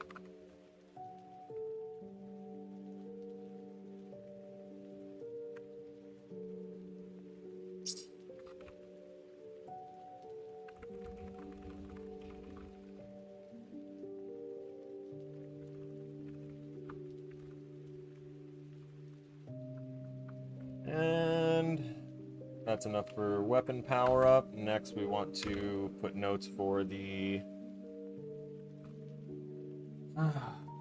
swap based on health state. Player will have 5 HP for the 4 possible sprite rendered health states and the unrendered destroyed state when player loses. And next bit of pseudocode is going to be describing the engine. Engine swap based on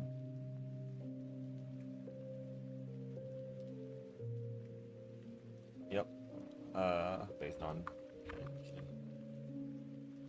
type changed by getting engine power up.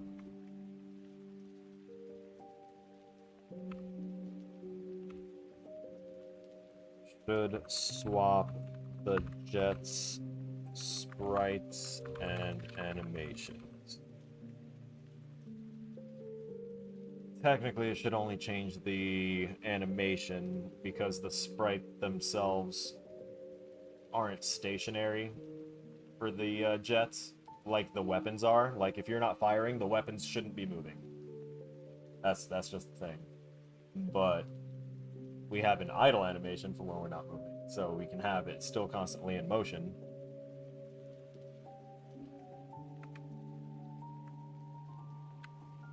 Just animation, since there are no stationary jets, just idle ones.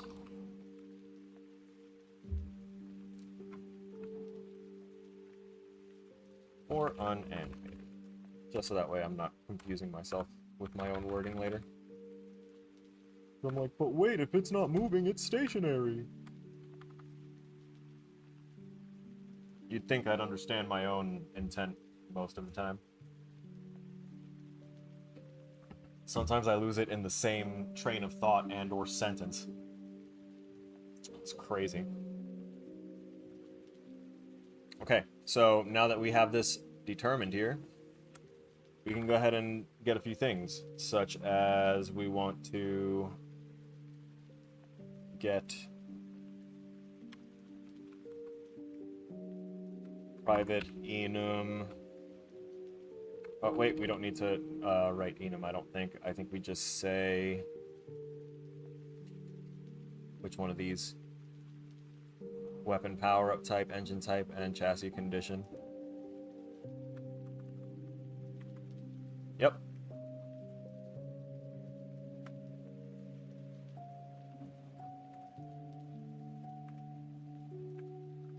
There you go. And that should have a default of autocannon. We'll start it at default 0.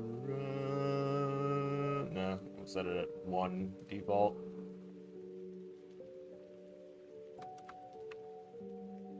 No! Wait.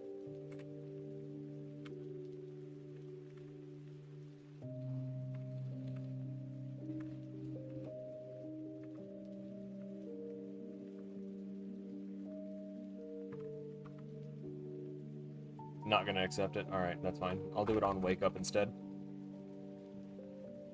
Go ahead and set those to what they're supposed to be later. Or...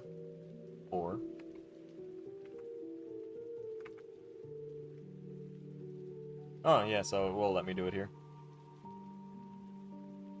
I just needed to do it right.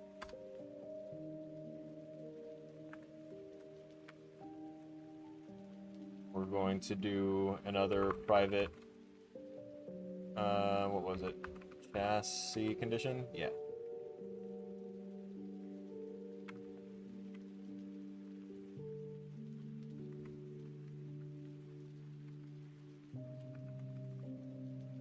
Call that chassis state. Wonderful. And that's going to be equal to chassis condition perfect to start with. I'm also going to get rid of the spacing here. They're all just for this. Ah, there's that carpal tunnel. Welcome back. I need to make sure that I make a mental note to contact my providers about my flimsy wrists. Just stupid. I go to the gym, I lift, and suddenly my wrists are just like, you're typing too much. Oh no.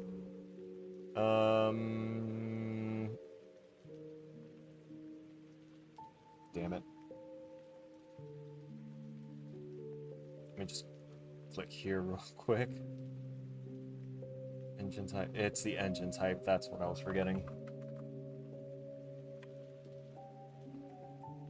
Engine type should be equal to base to start with. Autocannon, perfect. Base health. Such humble beginnings.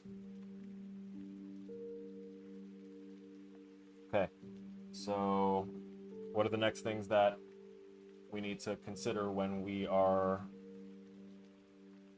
looking into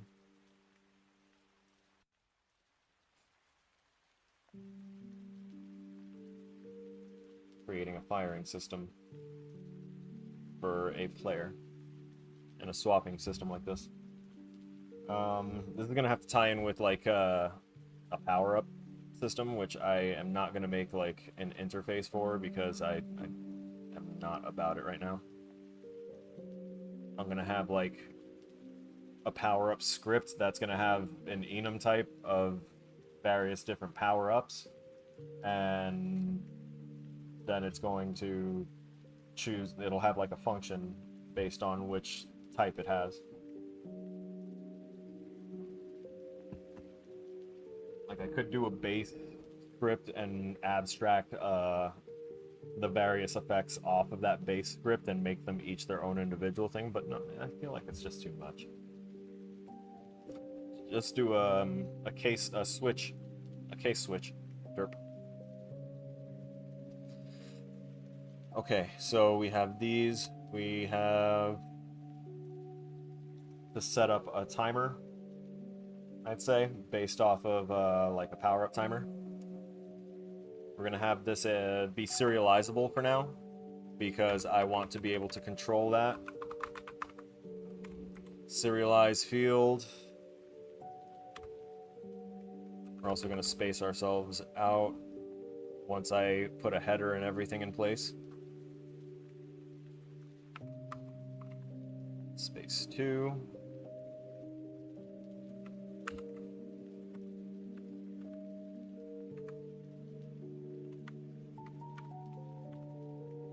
And this is going to be for private float.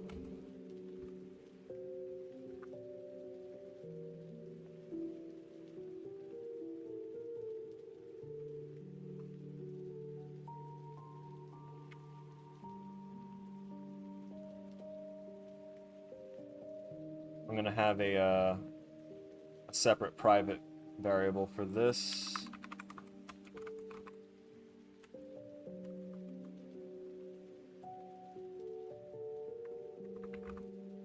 Called power-up timer. I'm going to initialize it at a 0 value. And the reason we're putting that on there is because whatever our power-up time is, we're going to go ahead and set up a little coroutine that's going to count by seconds, or we could also slap it into the update function if we really want to, and have it increase by time.delta time, and tell it, you know, whenever it reaches that power-up time, whenever power-up timer, after you've added 1 to it enough times, reaches the power-up time, to swap off the power-up and go back to normal.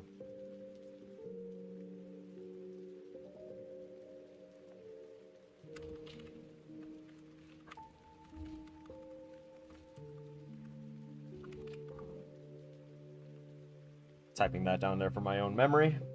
And all right, so we've got serialize the power-up time. We want to serialize field, space. We want to create a private list of sprite renderers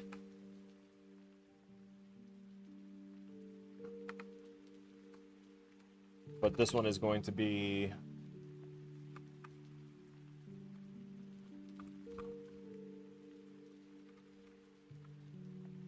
weapon list, and then we're going to create private list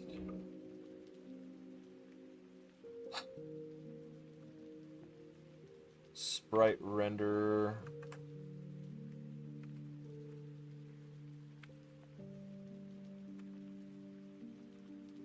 chassis. No need to put list on that, honestly. Actually, yes, to identify it separately whenever we actually pull the chassis. And then serializing again the private list sprite renderer.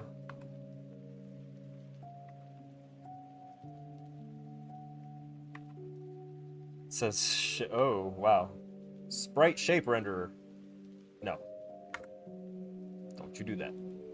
Just a regular sprite renderer. And this one is engine? Yeah, should be engine list.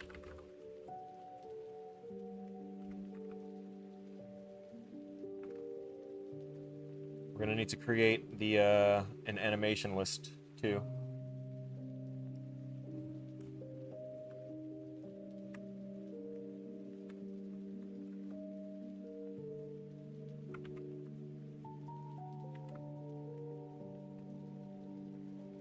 Oh, a couple of animations.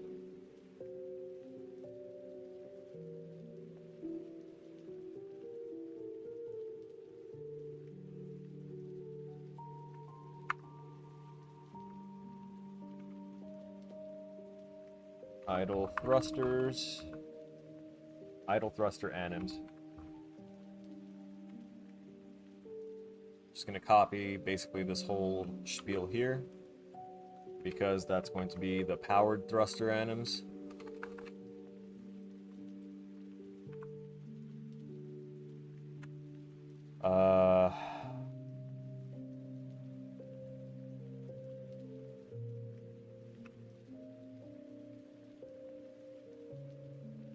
Firing weapon.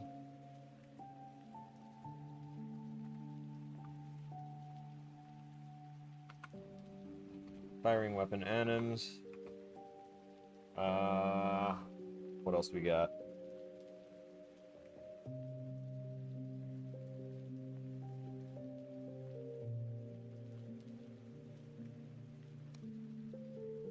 The animations for the bullets and everything can obviously remain on the bullets. The jets are all controlled by animations, the thrusters, and we're going to separate by idle and powered thrusters.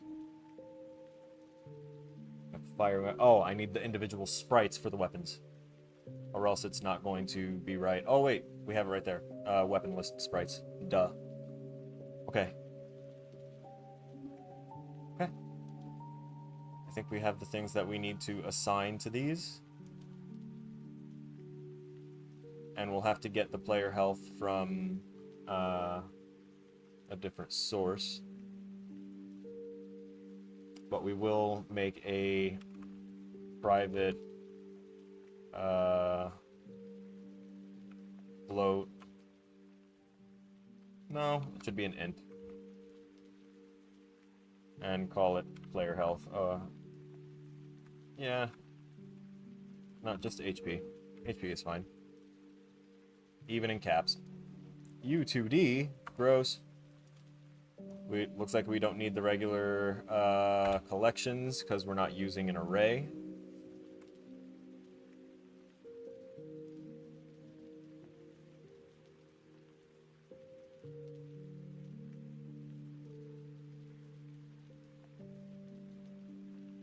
Let me go into the regular player thing. Player 2D top-down controller. We want to say that our player will have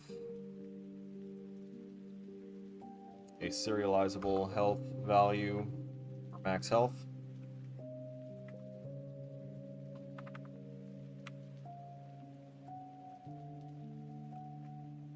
I like giving things about 2 pixels of space. Makes it a little bit more legible.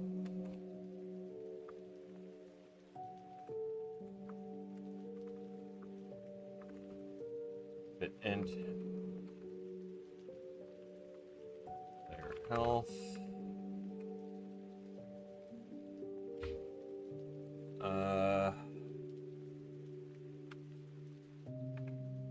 We want a function to go ahead and get that player health value.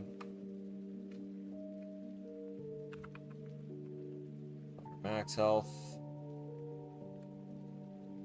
with a private int underscore player health current. There you go. So on awake, or actually, is there actually a listener for on possess?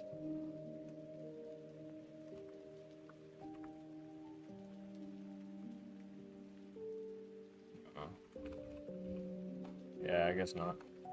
I like that node in the Unreal Engine. That's a nice functional blueprint node that I want to find out how to use the actual coding function for it across different languages. Is to basically listen for the fired off automatic event for something, such as when a player controller takes control of a character, but that's kind of blueprint specific because the controllers and everything are all separate and then it latches on. But here we're just kind of scripting it, so it wouldn't make sense, I guess.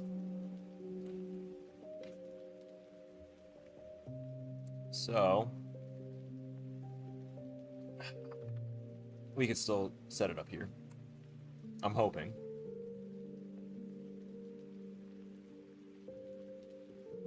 Let's at least set that to 5. Oh yeah, I don't know why I serialized this. The player health pretty much has to be 5. That's fine. Player max health is equal to 5. So we're going to, at the very start when we wake up, make player current health equal to, that's why we put the underscore, there we go, player max health. And that makes it so that way when the game starts, it'll go ahead and take our current health, set it equal to 5, so that way we have a nice chance to live. I think I am going to make a little reset health command anyway, just in case there's like, I decide to do a restart for this later. So we're going to say public void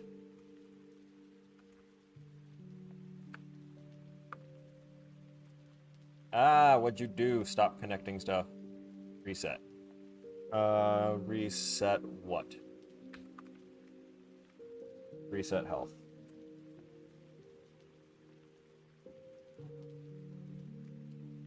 Boom. Just copy that right there, and honestly we can then just say that. Cool, cool. Now we need, I'm gonna move this up here. It's just a preference thing. I like having my my awake, start, update, and physics update to all kind of be the priority ones near the top and most readily visible, because those are kind of standard things that will be used in most projects. And then I put my custom stuff down below with putting like my bool references and stuff like that at the very bottom, because if you've got private variables that you still want to be checked by other scripts without making it public, then you can use you can make it private, but then make a function down here that will go ahead and return that information like this: public int current player health, and we return current player health. There you go. So what it does is it takes the value that you have in your private variable, and it will go ahead and store it in this public int function that can be called by other people or other scripts. So now that we've got that on there, we can save that, move over to the parts manager, because we'll be able to actually get the player HP. And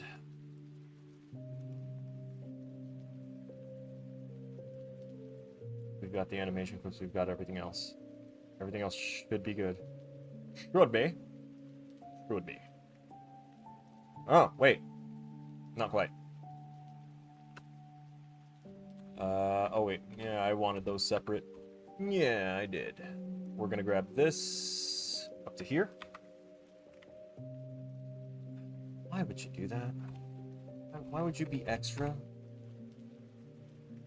Private game object.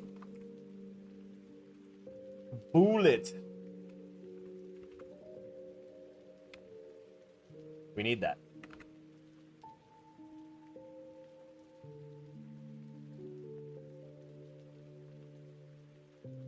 Okay. So now that we have these scripts at our disposal, let's go ahead and take the player parts manager and place it on the player ship. And here we go. There's all these things. I'm going to go ahead and put headers on things later, if I have time. We're going to go with a base power-up time of 10 seconds.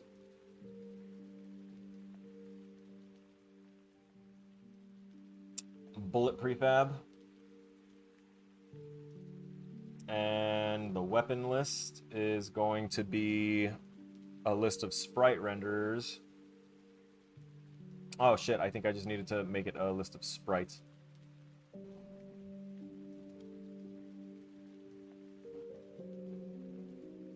What are these? They are technically individual sprites, right? Yeah, it's just a sprite. So I can chop off sprite renderer from each of these. That was my mistake. What we need to do is store each individual sprite renderer as well.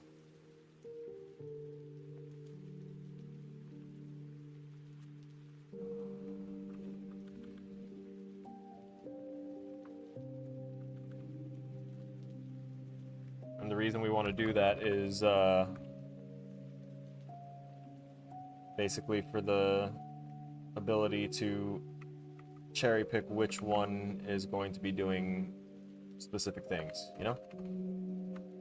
You don't want to say get component in children sprite renderer and then change your weapon into your thrusters, because there's no differentiation between which child. It's just going to look for the very first one.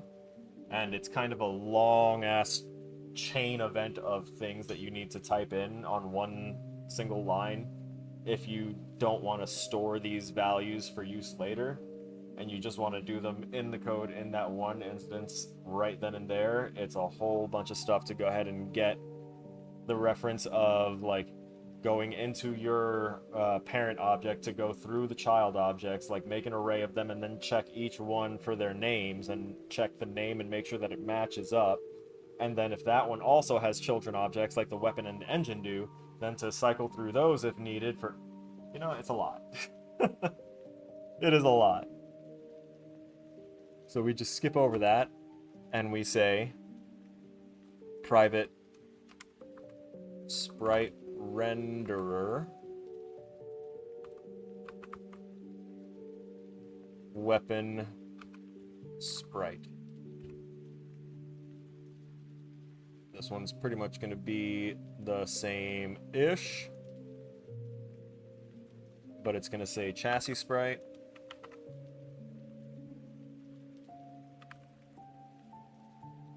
Engine sprite.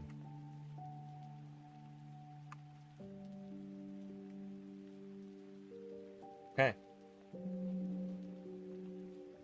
So one of the first things that we're going to want to do outside of our variables here is on private void awake, we want to make sure that we get our components and everything set up properly,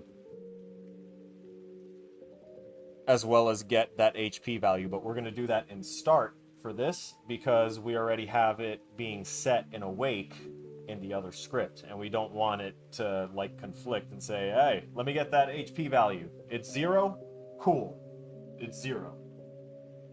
We don't want that. Although technically it should already start itself off at 5. I could just say equals 5 to start. help myself out there. There's going to be no variable there. It's 5. That is max health value. Oh, wait. You know what? Actually, I can even go one step further.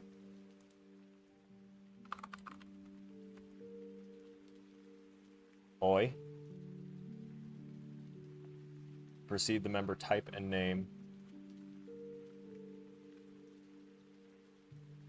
There you go.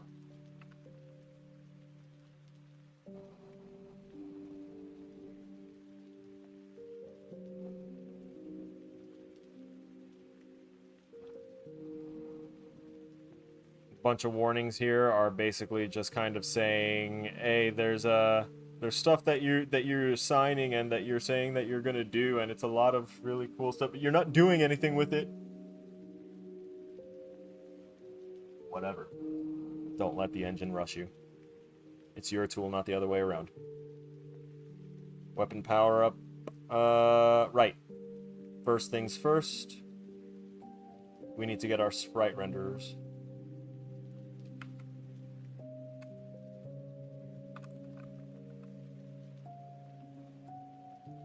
No, wait. By assigning them in as serializable, that's how it's assigned.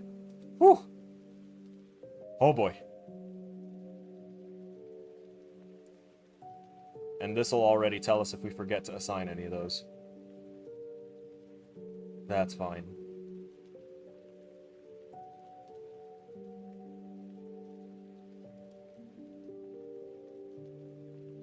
I'm gonna need to choose a current animation clip. So private animation clip.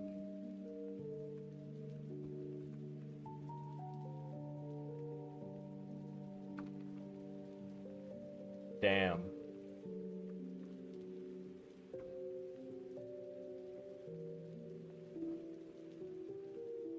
Current firing animation. Private animation clip. Current.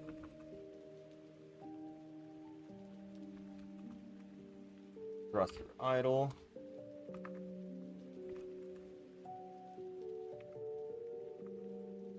Hey, you finally caught on. Thruster powered, thank you. But we also need current. Oh, damn it. Private sprite. Current weapon. Current chassis. And current engine. So we've got the thrusters, the chassis, the weapons. The chassis is not going to have animation, so we don't need to worry about making animation clips for it. And now we can assign the values that we will have in the lists to a specific thing that will hold that reference while the condition is true. Okay, this was a lot of variables to set up. Not really, but it looks like quite a bit.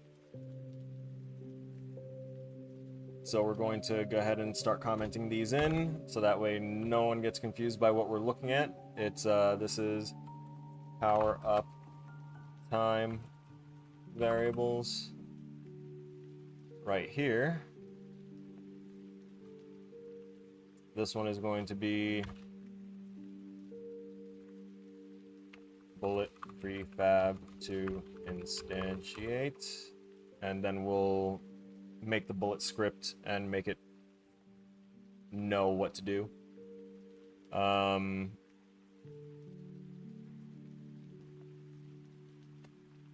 this is the start of all of that. We're gonna make this one a region. Region, and we're gonna put end region down here.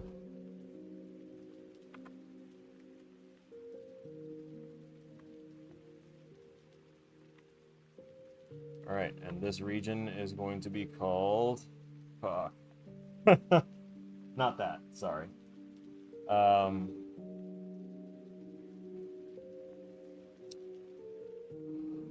gonna move some stuff around. We're gonna keep the sprites with the sprites. Animations with the animations. With one space between them. We're gonna put the end region over here for those. And this is going to be sprite management variables. And this is going to be a new region here that ends here. And it's going to be called animation management variables.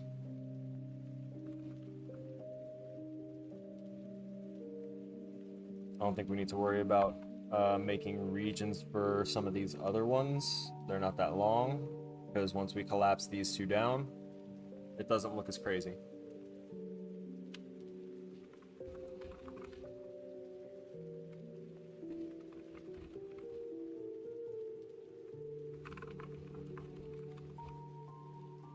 Explaining why we have another health variable here as well as in our other script, because generally you don't want to have too many things if it's all going to be referencing the same shit, when you could just make that a public variable off that one.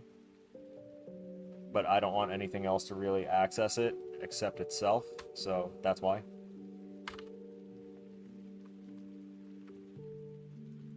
Flow control enums. Wonderful.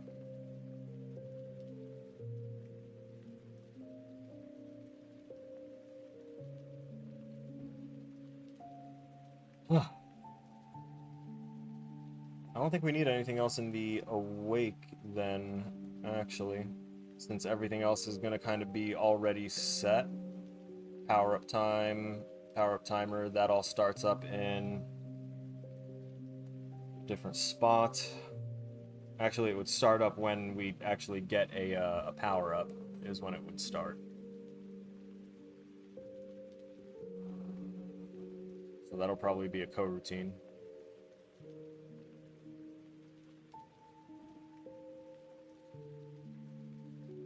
And we'll have to feed in like a power-up type. Either way. Let's say I'm gonna start with the chassis swap over here. We're gonna say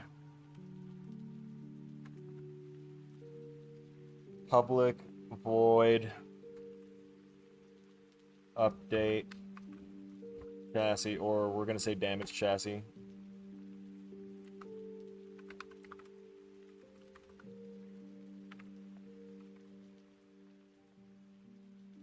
And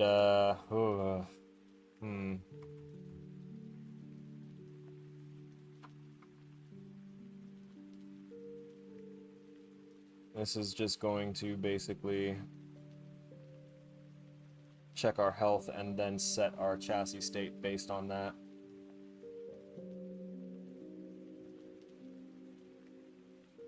So, oh.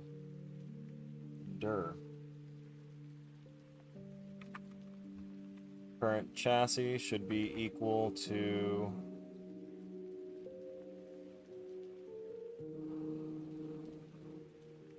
oh, I get it. There's a couple things I gotta do still here. Starting with, for my own visual to work. Because my brain's struggling to, like, know where exactly I need to go and do stuff, and it's because I'm not plainly looking at everything here. So the current weapon sprite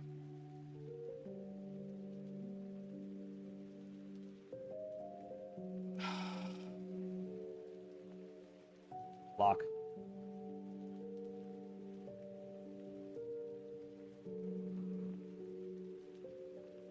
What? Oh, does it still think I'm oh, why? Why? We're not doing oh, no. Did I derpy? I derped again? Have I? Sprite management. Yeah, the private one's there, and then I serialized right, the sprite render needs to come from the thing. And for weapon, it's that one. For chassis, it's that one, and engine is there.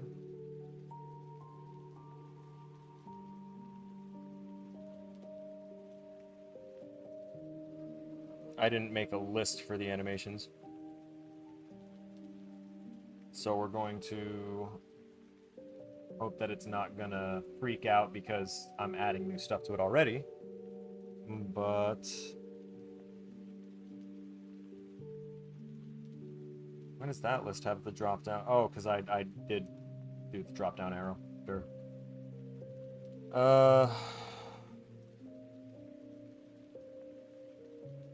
This is supposed to be a list.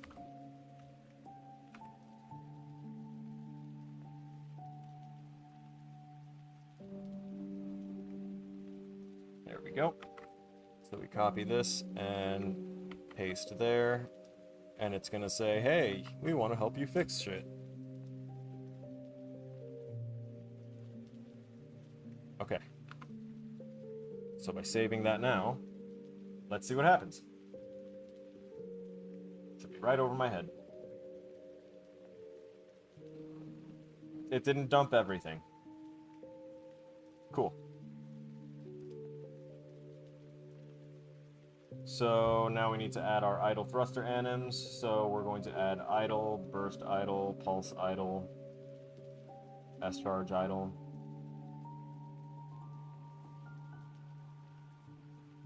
There you go.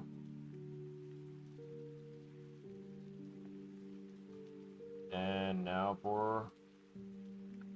Let me change that. There you go. And you... should have been separated as well. Add birth.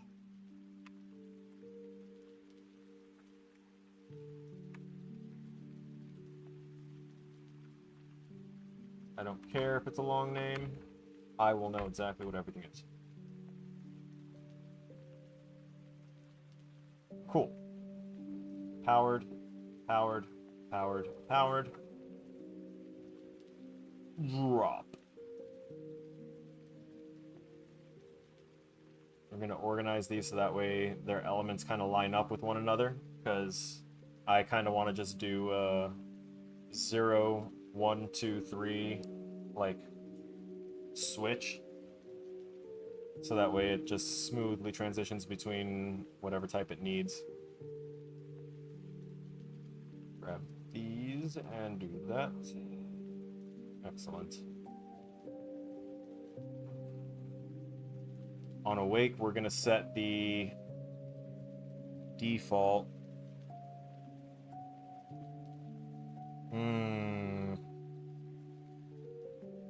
That's powered, that's a, okay, and we have the current, okay, yeah, that's all up there.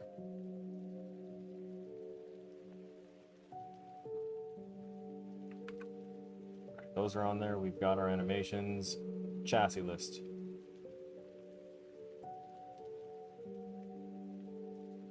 Let's get our various chassis from full health to slightly damaged to very damaged. Hopefully grabbing it in that order will work the way I think it will. It did. Next is the engine list, right? So let's look for our engines.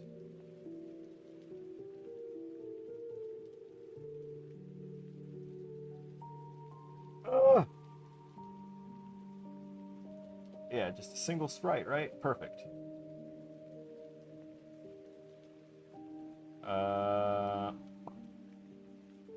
1, 2, 3, and a 4. Nice. So that's the base. There's, let me look at these. All right. Base, burst, pulse, then charged. Let me put burst up there. Cool. And lastly, we include our weapons. Whew. We can close up fleet stuff because we're still not using it. Health states. Engines.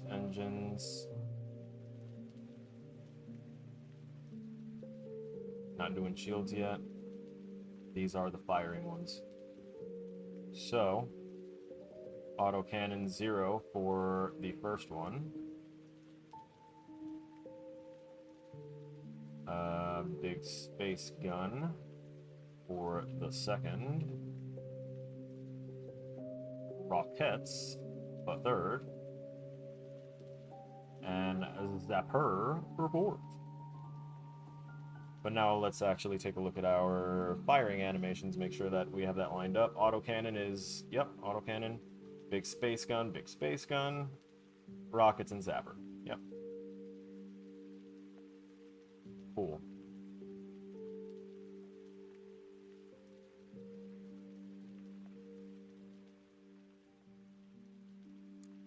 So we have our various states for stuff.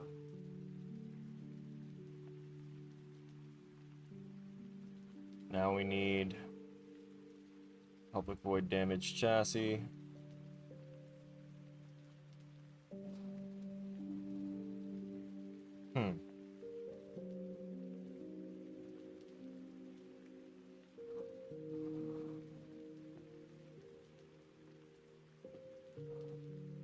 No. I don't think I need this. I think I need to put something in my update.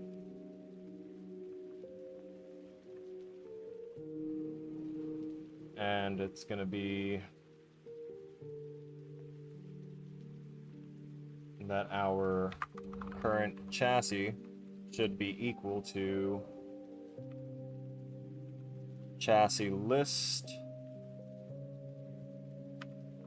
and the one that we are going to choose is going to be, since it's updated regularly, it's going to be HP -1.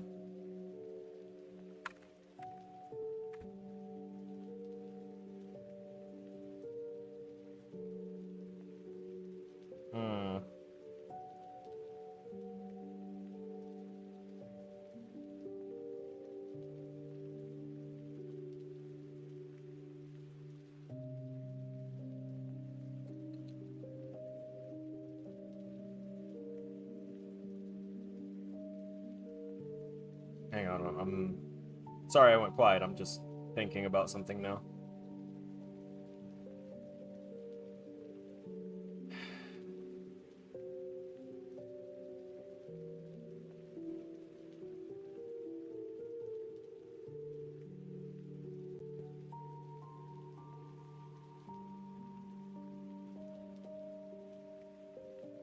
We're gonna make it equal to just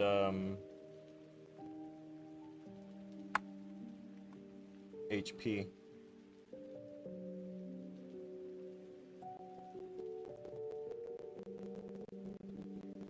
I'm bothered because let me go ahead and say what I'm trying to say here. Subtracting 1 is to make sure that we don't go over our array size or our list size, right?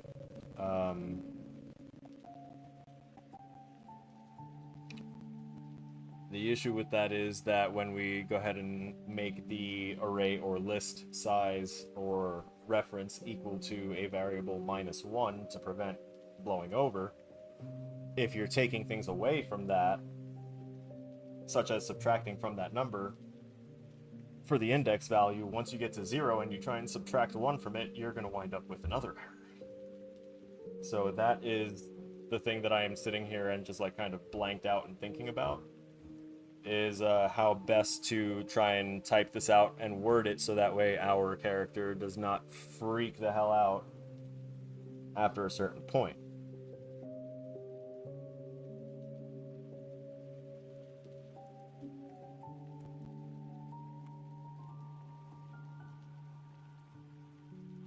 If HP is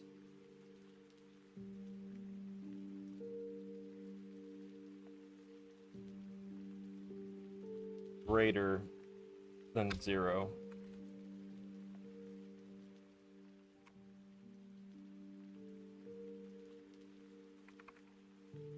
Greater than or equal to 0. We'll have this be accurate, but once it's set to 0, it can no longer be true.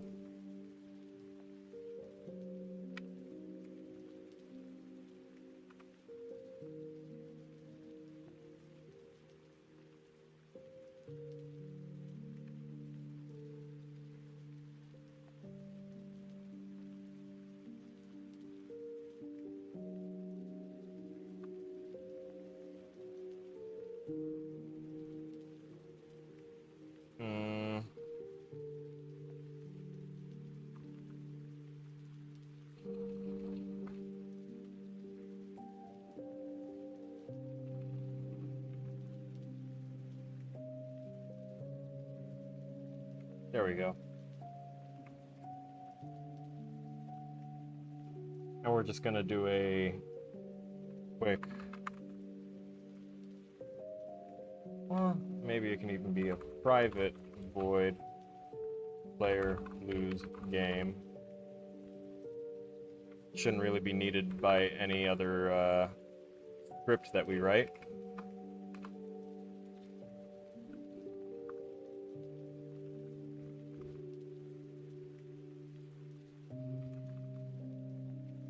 And here's where I'm going to explain set enums to none, so their sprites should hide themselves.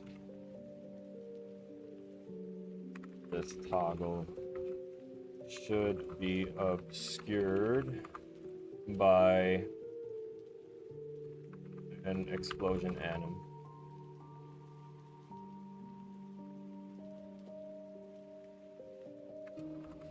Possibly yeet player sprite into the infinite beyond. That is our player lose game function within our player parts manager, just so that way this manages what our character will do in the event of losing the game. Funny.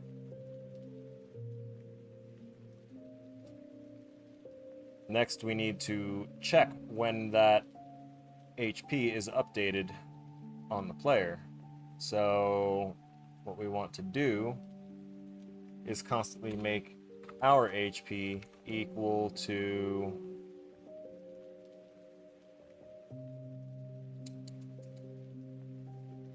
get component player 2D top-down controller dot current player health. There you go. So on update, it's going to constantly keep on updating our HP value to be equal to the player health value. And then if the player health is ever 0 or less, or rather if it threatens to go under 0, it will hit lose game.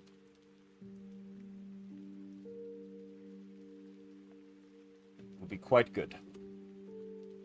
Should be able to collapse our regions now, because I'm starting to get that flow. So we should be okay. It's the player lose game. We've got that function already in the player itself. That swaps the chassis.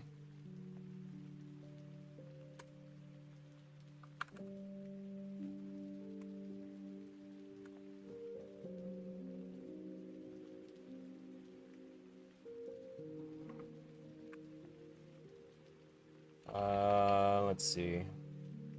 How do I want to change the weapon type? Just a function for power-up weapon?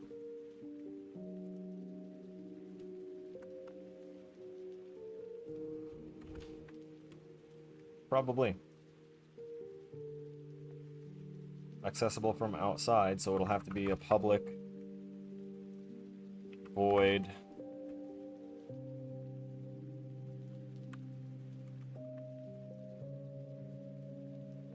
power up weapon.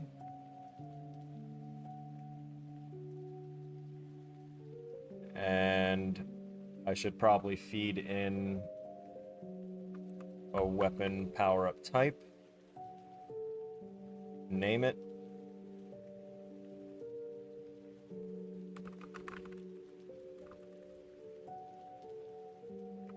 And function. So by putting that in there, we're basically saying that when we receive the power-up better feed us that information on collision when it calls this function on us. So that way it tells us exactly which power-up to enable.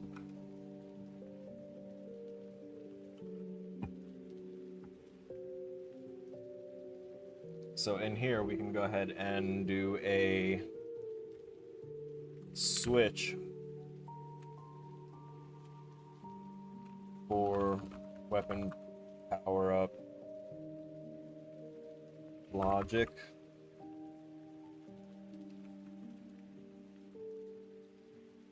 We don't need this one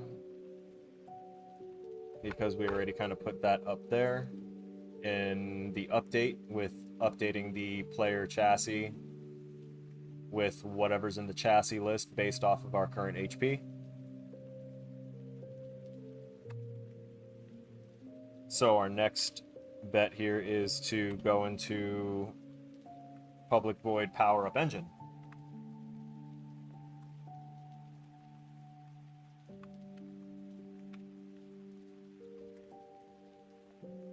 And this is also going to require an enum type. So we're just going to put engine type. Obtained engine.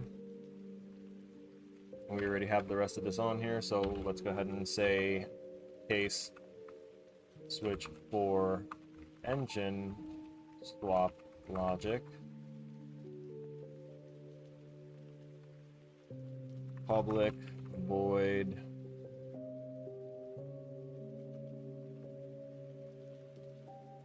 back to default. Yeah, I don't need to put anything else on that. I'll understand what back to default meant.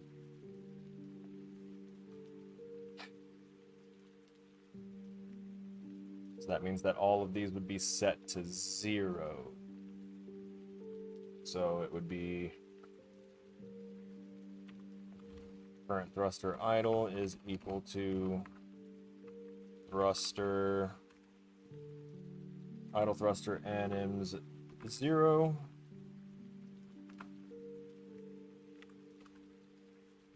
Current thruster powered. Look, it understands. Current engine equals... Yep. Current... Oops. Weapon. Oh, you're not gonna work with me here? Okay.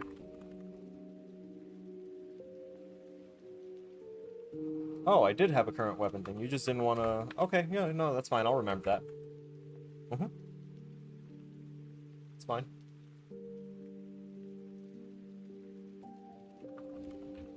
Weapon list 0. Current firing anim equals weapon firing anim 0. I think that's everything, right? I'll need to set those as well, the flow controls. There's the firing, thrusters, idle and powered.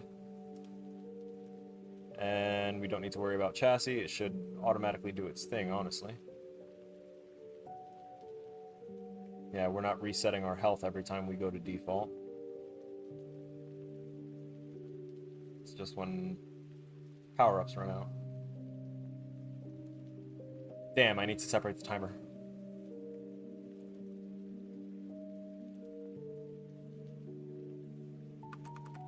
Weapon, weapon, power-up timer, and then a separate float for private float, engine, power-up timer. 0. Come on. There you go. Not -0. We don't want to do that. They made that mistake on Billy and Mandy.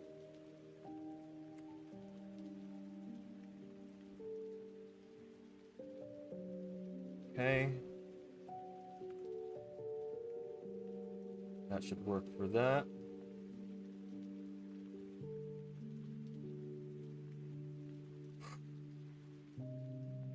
Alright, power-up coroutine is going to be needed at some point. Oh, wait.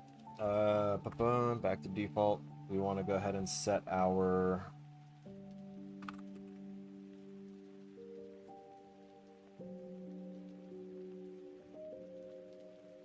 What did we name these as? Oh, we didn't store these as enums here because we've already got the enum values.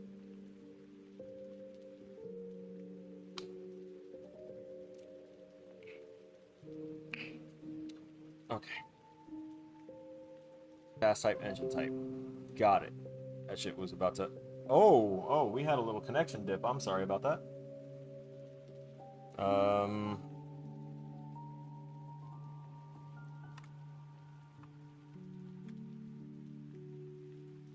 Power up type equals weapon power up type autocannon. Engine type. Yep. And last one was... We're not changing the C.I.S.S type because that would be for a reset. Like a full reset. In which case, we just set that up based off of, like, this would continue updating based off of the player character's player 2D top-down controller. So if we do a reset here and it resets the health, then it automatically resets it here. So no problem there. No worries about the C.I.S.S type.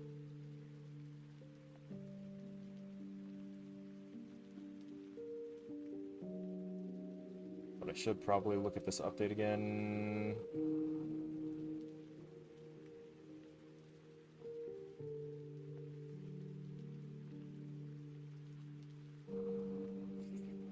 Okay. Anyway. Back to default is set up.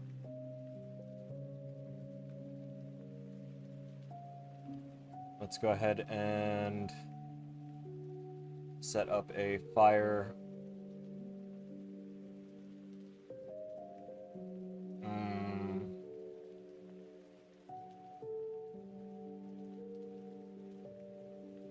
We need a variable, bool for knowing when we're firing or when we're shooting. Yeah, firing's fine.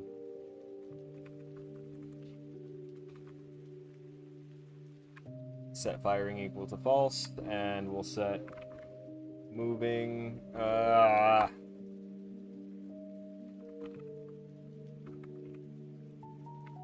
Moving equal to false by default.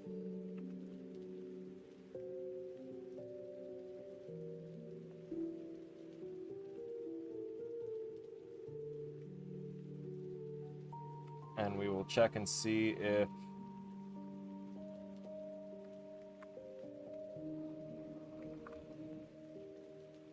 get component player 2D top-down controller. Oh my god, this is gonna get annoying.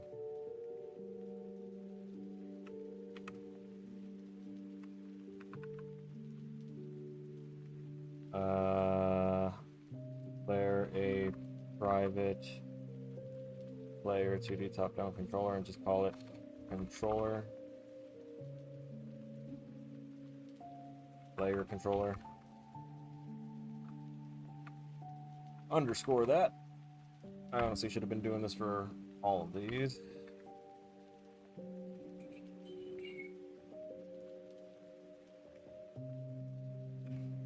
I will have to go through and change a couple things in the code now because I'm doing this without using the rename command on stuff that I've already been assigning. That one I'll leave alone. The rest of the, we haven't used this yet. So let me adjust as needed, and we're not going to change the names of the variables that we have slotted, because then that means I have to go through and reslot them all again. I'm not doing it. I won't do, wait. Oh yeah, the errors, the ones that we have to go through and change now because of reason.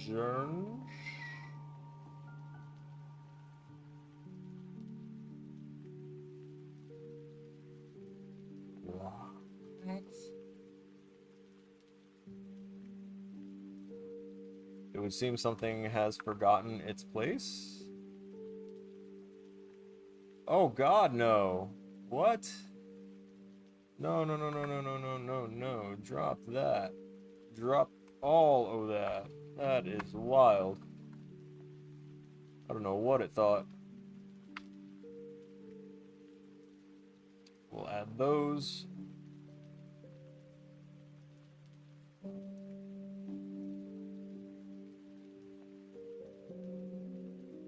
I'm annoyed that it bumped everything out.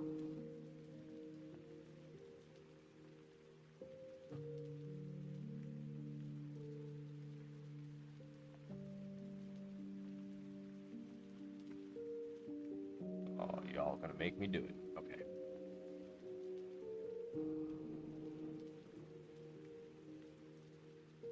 Really?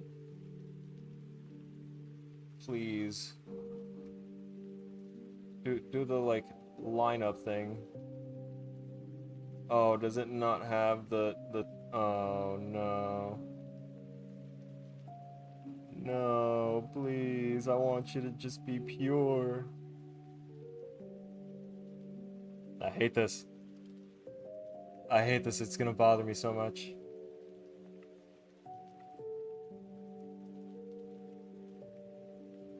So we're going to use the Alt key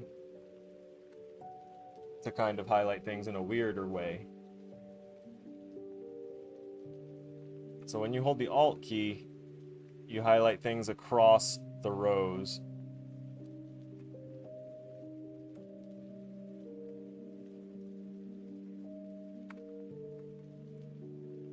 I don't like to do it too often because it can obviously mess that up. And you saw how it doesn't kind of obey the spacing rules or anything. It just like, oh, you want to highlight things in this linear thing, ignoring the content underneath. Got it. We'll do that. So it's strong. It was useful here to kind of fix my brain a bit, but it didn't fix it all the way. Come on.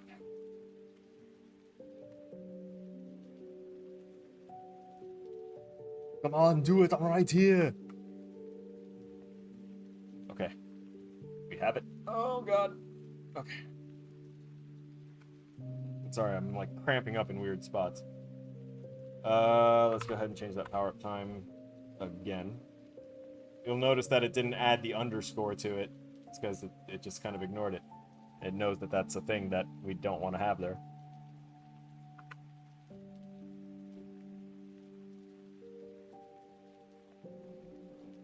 Yeah, that.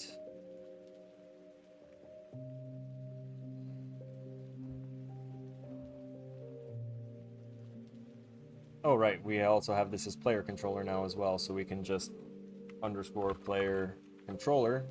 There we go. Whole reason I did that whole part. Underscore player controller. Yay, if underscore player controller. What was I looking for on that thing? That's why this freaked out, because I was trying to do something else, and oh no, my meds, they've started to fail me. It's that time.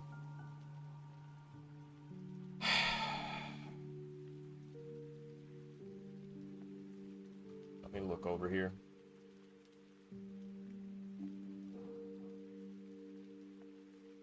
Right, I was gonna try and get the rigid body.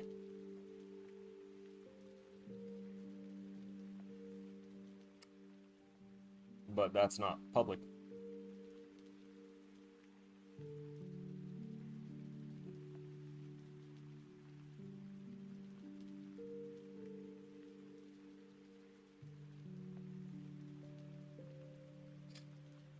Fine.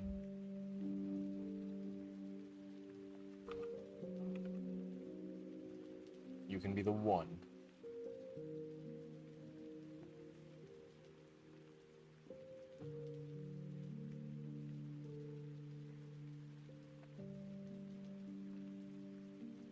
We're going to grab up this here, and then put that there, because we're going to drop that down, and then drop that down, and do that. And oh, look how lovely everything knows its place now. Nope. Too far.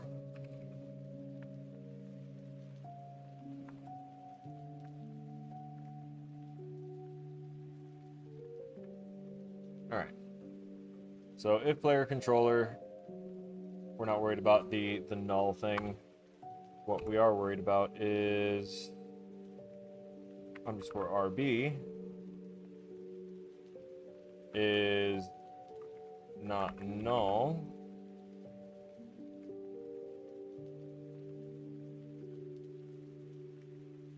Then, I mean, we know it's never really going to be null, but whatever. If underscore player controller dot underscore RB dot velocity dot magnitude is greater than 0, then we want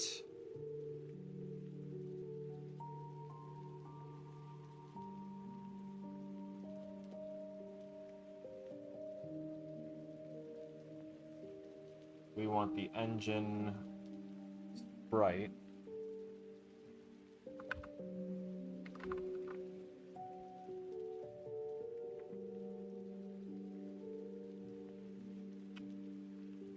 dot, oh no, that I needed a list of animators, didn't I? I needed to go through and get a fracking list of animators.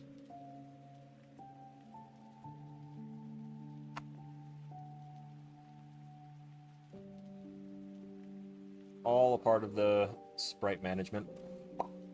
Cool. That's what happens when we're using three different animators for stuff. Private.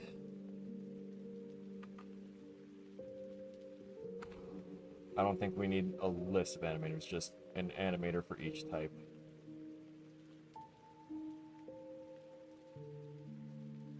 So we need the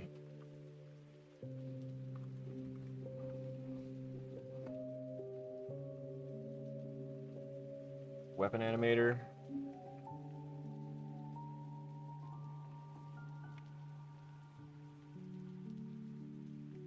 I need this to not be doing that, because I hate that. And now I need to copy this down a couple times. This one is the A. Thruster animator.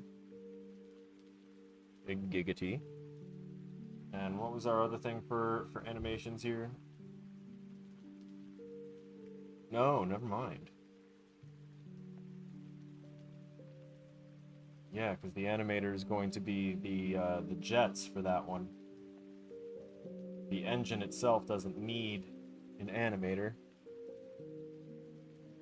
And the weapons are the only one that really need. Okay, yeah. So we just needed those two. That's nice, at least.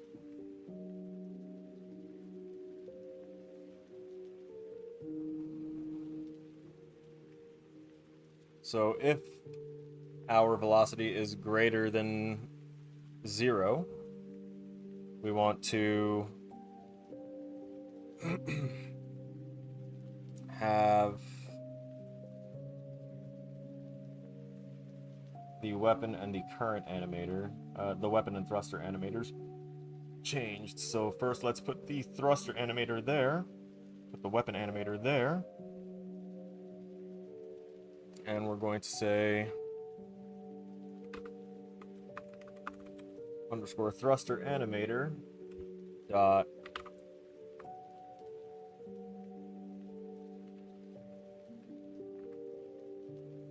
Alright, you're gonna be difficult with me, that's fine. Let's just look through the list, shall we? Let's look through a smaller list, shall we? Alright.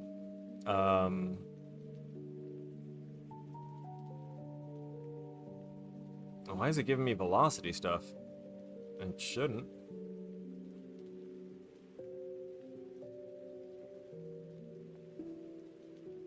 Playback, root position, runtime animator, controller.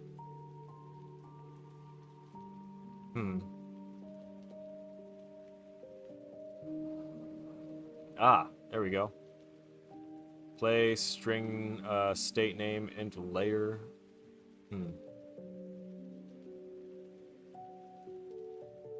Start playback. Sets the animator in playback mode. Okay. It's probably playback of an actual, like, recording, since I just saw that there were recording options underneath it. So let's say play. But I would also like to see your overloads.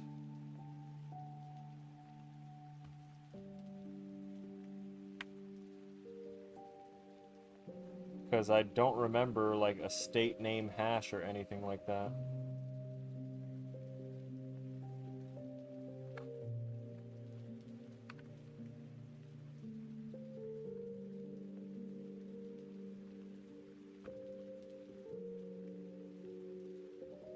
Trying to see what might be available under, like, an animation clip.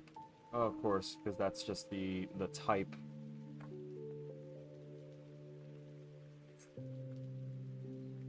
Let's say current... Oh my god. Thruster... Ah!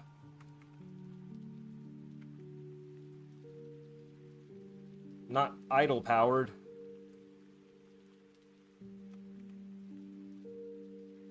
Okay, let's take a look-see.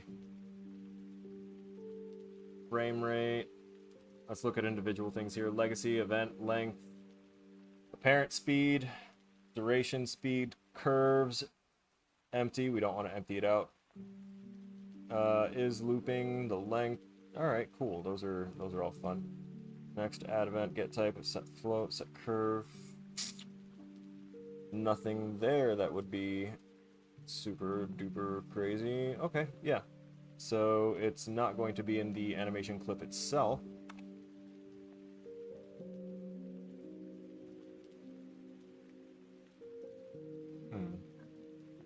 Let me unlock this.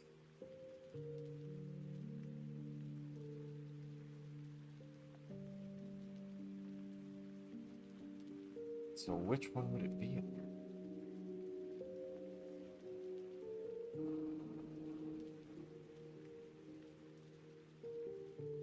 Okay, so this is an animation clip. That much I know, that's fine. Is it the animator controller?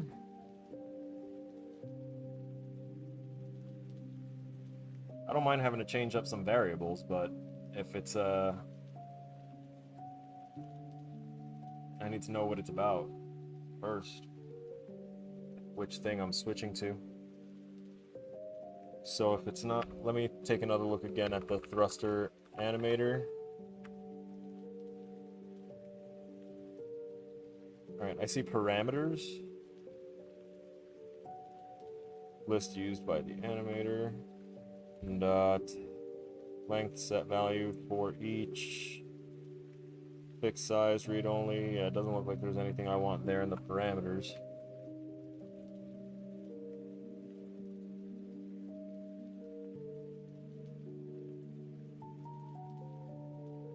What I want is something that lets me set the clip.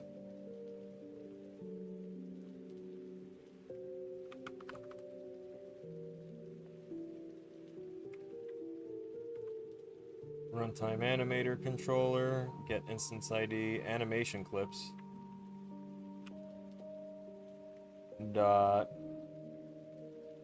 set values, no.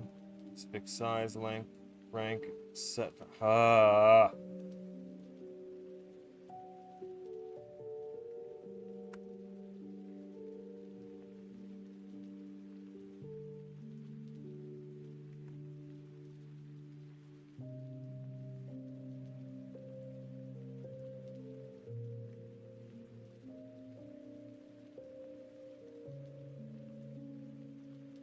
Let's look at.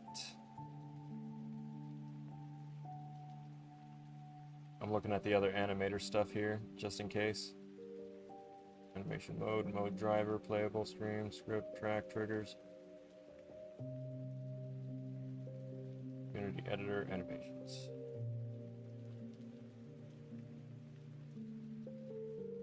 Or Unity editor internal.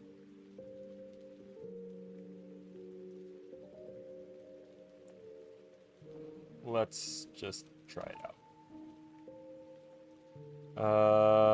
We're gonna call it test anim and just leave it like that. So that way I can come back down here and see what happens when I do test anim dot and see what it gives me. State machine behavior. Oh, you're that kind. Okay, yeah, you're the cool one. You're the cool one that everyone keeps on trying to push on YouTube and saying, hey, you should use this and make your state machine to go ahead and control the no, thank you. All right, so we can get rid of that one. It's not the right one.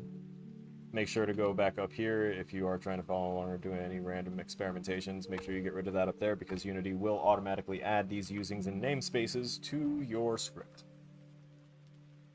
I'm going to say I'm going to be here for another half hour before I go ahead and pop off.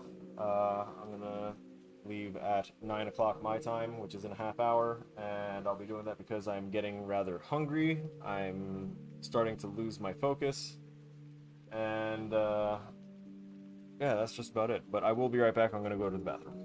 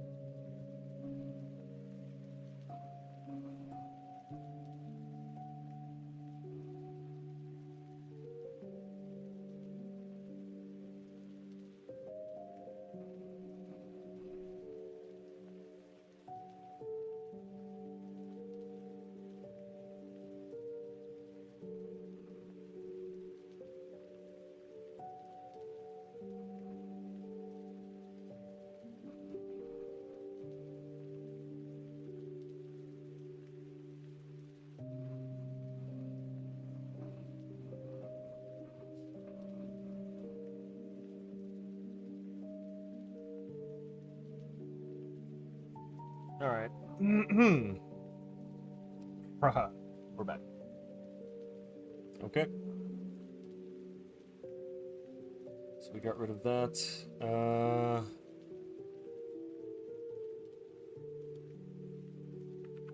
Honestly, I'm annoyed enough about it. Because this does happen to me every so often when it comes to trying to figure out the animations. I forget which thing is which. So we go to reference. Using our own reference. Not that one.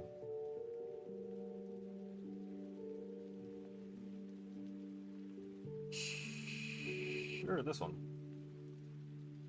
There's actual animations on this one.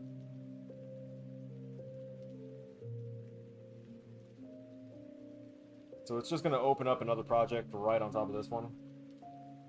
Don't worry about it. This is another game that that I want to like work up to a demoable and releasable stage at some point.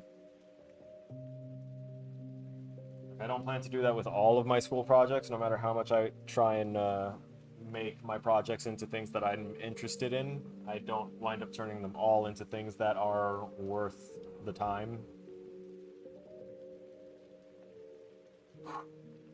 Okay. Oh, I don't have the... Go into the prefab... Nope, resources for the persistence. This is where I got my, all my other stuff. Or rather, where I initially made it for. We learn how to talk. Alright.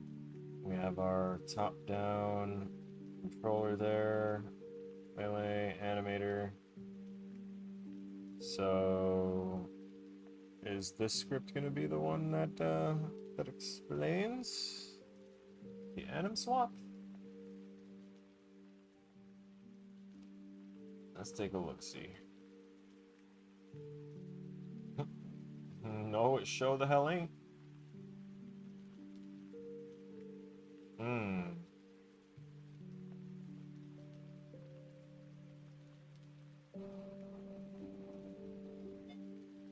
Uh-oh. There's someone at my door. One moment, please. I forgot what I was doing.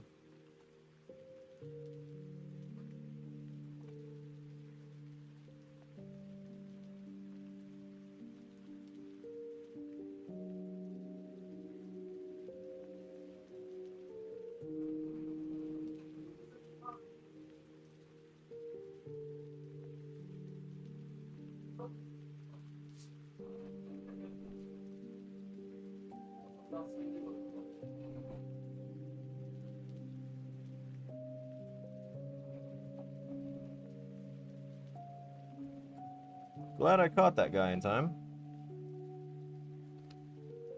That was someone else's, DoorDash getting dropped off at my door. I'm glad that they decided to ring the doorbell.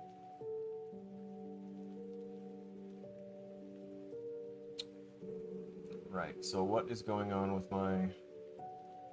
Like, oh, that's right.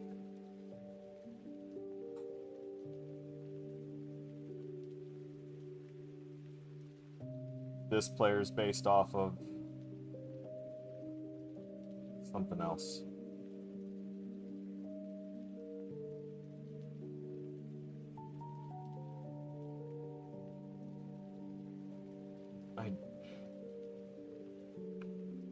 Don't make me do it this way. Of course it is. Cool. Alright. That's how it's all done. I gotta go back and do it that way. No! Look at this suffering. Alright. Alright. I get it. This is the weapon controller. I don't like how I can't, like, zoom out. Oh, wait, I can't. Can I not, like, grab and move around? Oh, no, I can't. Alright, I can zoom, but I can't grab and move.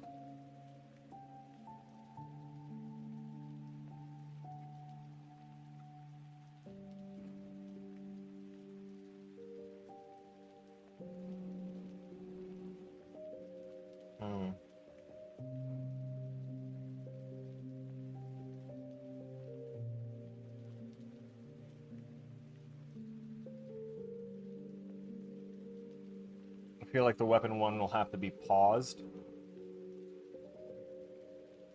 Like the animator or the animation controller.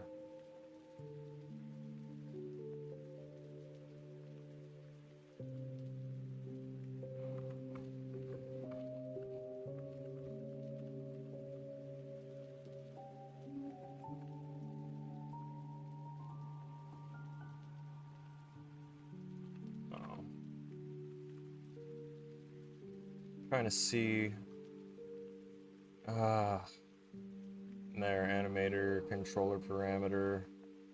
I think there's anything that's actual animator control besides these. But I've never had to use those namespaces before, so I don't think this is the right one.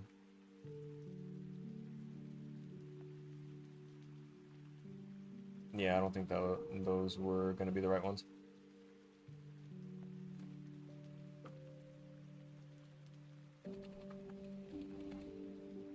Oi, stop that.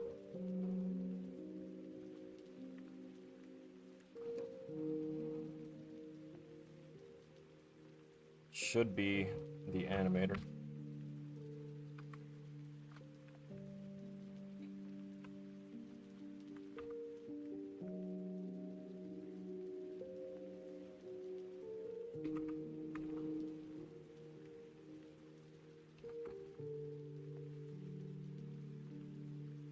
I might wind up having to do a check and see if anything was changed about the animator stuff, because I know that there was a thing that was like animator dot animator clips dot etc etc.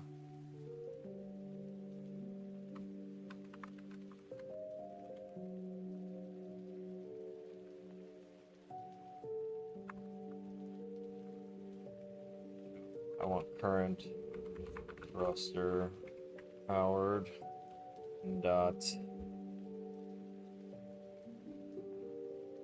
what? Legacy event.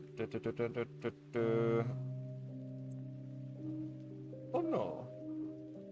Motion curves, legacy, looping. No, no.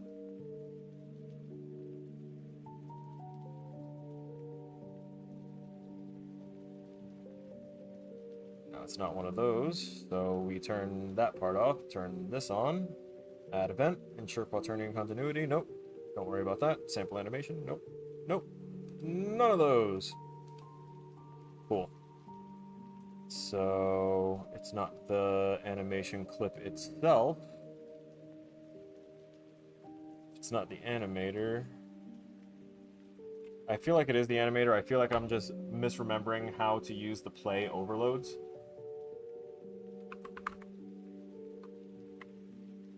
Thruster animator.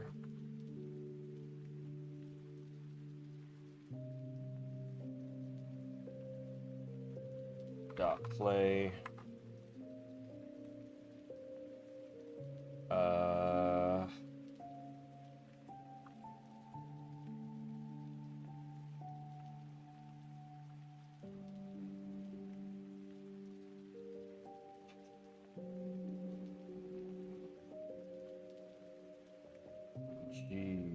Bus.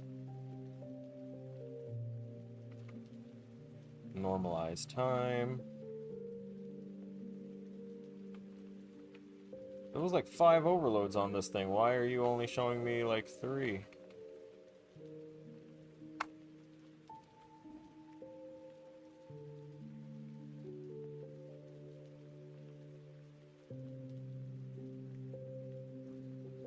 String, state name, int, player. 3, 2, 1. Is it because they're not linked to it or something?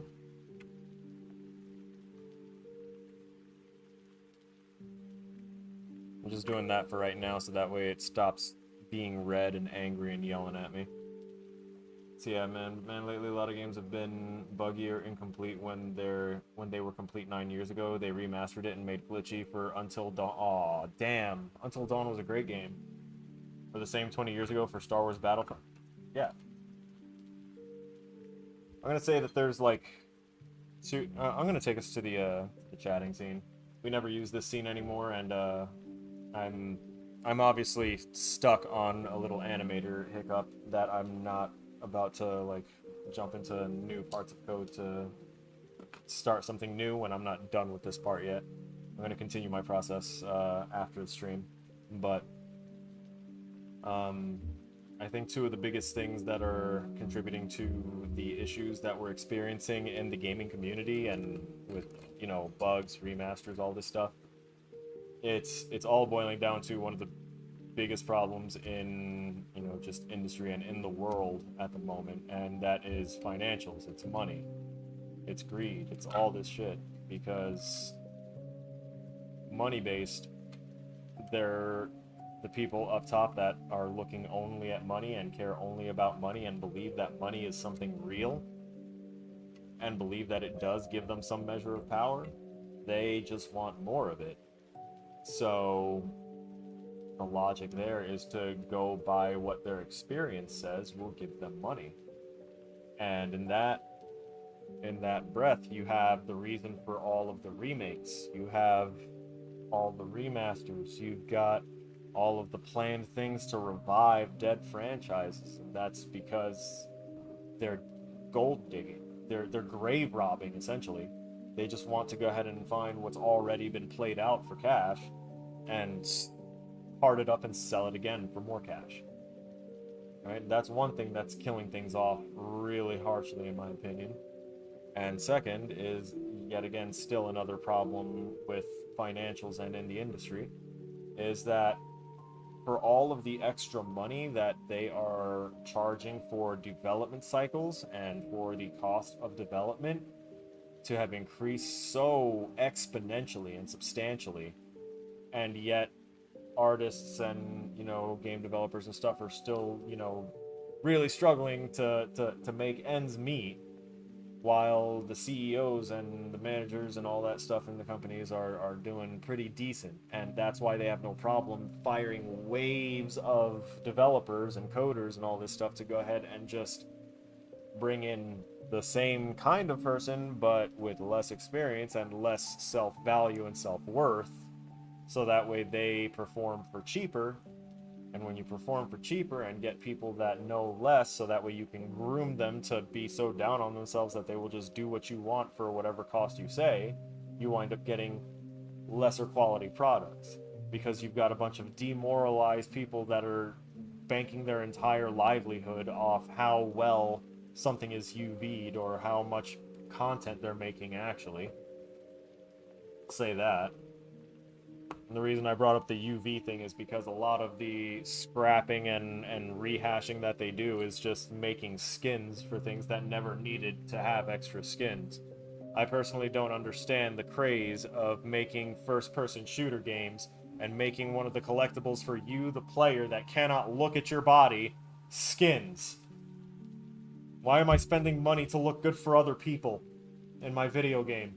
I already spend money so I look semi-decent to people out on the street. It doesn't make sense. First-person games should not have skins for the players that they're playing as. It's not going to... You're not gonna...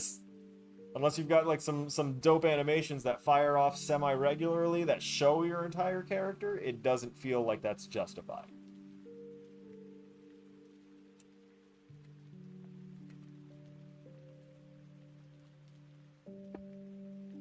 This doesn't make sense, right? Listen, man, if you were... Let's say you were an amputee. You only exist from the waist up.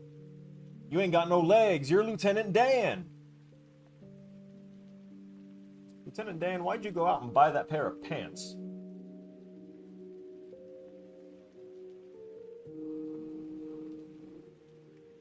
If you were Lieutenant Dan and you ain't got no legs, you have no need for them pants. You would look down and never see your legs in those pants. You could put them up on the wall, but then that's not pants anymore. That's a decal. That's a poster. That's a tapestry. That is pants shaped. Why are you going to get skins for characters you can't look at when you're actively playing? For the menu scene? Do you want to pad your time in the menu scene? A lot of the logic for this shit falls apart when you actually start questioning the logic behind it. Some people just see something flashy and they go ahead and get it and they feel good about it for a second, but the smart ones will start feeling dumb shortly after because they'll realize that they can't see the thing that they were so excited about. They're excited when they see other people that have that thing, but as those things get more and more expensive, you're going to start seeing less people with those fancy Overwatch skins because they didn't want to pay $45 for a fucking skin. So you're not going to see it on yourself, and you're now not going to see it on your opponents either, because they can't fucking afford it. It doesn't make sense. But you know why it makes sense to them? Because it makes sense. And that's what they care about. Not about your sense, but your sense. That's why everything is buggy, broken, and shit right now. It's all money. And whatever's not about money, people try and make political stinks about things that don't need to have political charged things for an entertainment industry. We've got more drama. I'm pretty sure we have surpassed the drama that surrounds the sporting industry and like physical sports. And that fanaticism is what kind of created the term for fanaticism and created that whole imagery in the mind of people dressing up like they're like the team that they like their entertainment, source, and getting really into it with face paint and all this other stuff and going nuts and wild and screaming and singing and getting together with people at conventions. Oh, I'm sorry, at ball games or at the court, and they'll go and do all those things. But I'm pretty sure that there is more drama within gaming than there will ever be there, because even though there has obviously been drama throughout the generations, and why there is now still that distinctive line between WNBA, the NBA, amateur, college level, all that stuff. But when it comes to games, because of the fact that we're not just bound to the court, we are global, we are multicultural, we are multi-everything. So if you slip something in that can be interpreted differently. With sports, it's a sport. If they're playing the sport and someone's confused, you can give them the instructions for the sport. But if it's verbal, something spoken, certain other actions taken that have room for interpretation, then that's when you're inviting the possibility of offending someone. And when you offend someone, sure, they might be offended, they might tell someone that they're offended, but then that person that wasn't offended, that had no idea, is now upset because their friend was offended. And even though their friend is already over it, they're upset for their friend that had something to get over because of it. And then it just keeps on chaining, and then people wind up getting, uppity and antsy and angry. But the fact is that nothing will ever be perfect for every person. And that is literally including life.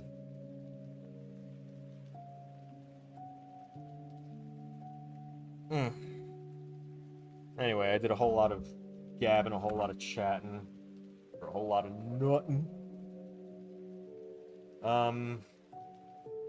We can see here that we've got our parameters and our layers. So we know that this is where my my animator thing was kind of aiming me towards. So I just need to connect these things and tell it what the parameter to look out for is. Unfortunately, it's only giving me these values. So what I'm going to do is I'm going to set them each to either trigger or to bool. And when the player gets smacked by one of the power-ups, it'll change the appropriate thing. Or I could set an int. And the reason that we can set an int as one of the triggers for the animation swap is because we're using enumeration. And what we can do then is in our script say that we want to set the parameter to int number 0 through 4, since we know that all of our lists are going to be from 0 to 4, or rather they have 4 entries, so there's going to be 0, 1, 2, 3. We can work with all that, And because of our enumerations here, with the exception of enemy type, which we're not going to include in that, obviously, because that's not in our player part swapper. These are the 3 that we care about, and it's 0 through 4, each one. So we can control everything with a single integer.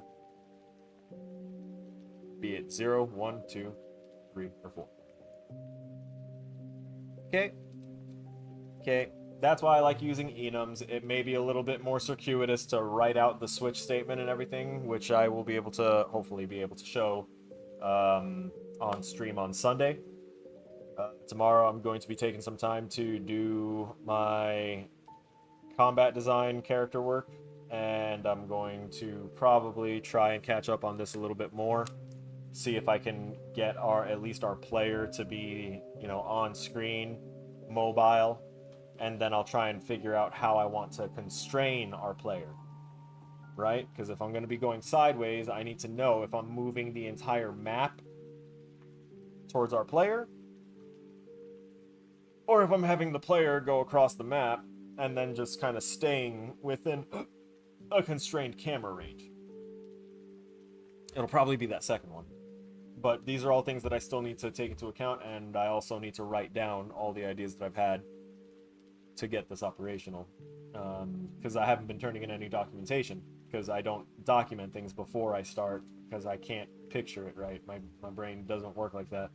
So we're going to go ahead and go to the end scene. I want to go ahead and give thanks to everyone that joined and participated in today's stream, including but not limited to Jacob Williams and Abman. Thank y'all both for being here. I appreciate it, as always. And for all the other snowflakes out there, don't worry, you're not forgotten. You just didn't speak up, so try talking. And I know I'm leaving a little bit early, but my hunger's actually really hitting me, and I'm starting to get a headache from it. So I'm not doing anything. I'm gonna go ahead and take the time now to dip out early. All right, I will see y'all on Sunday. Stay frosty.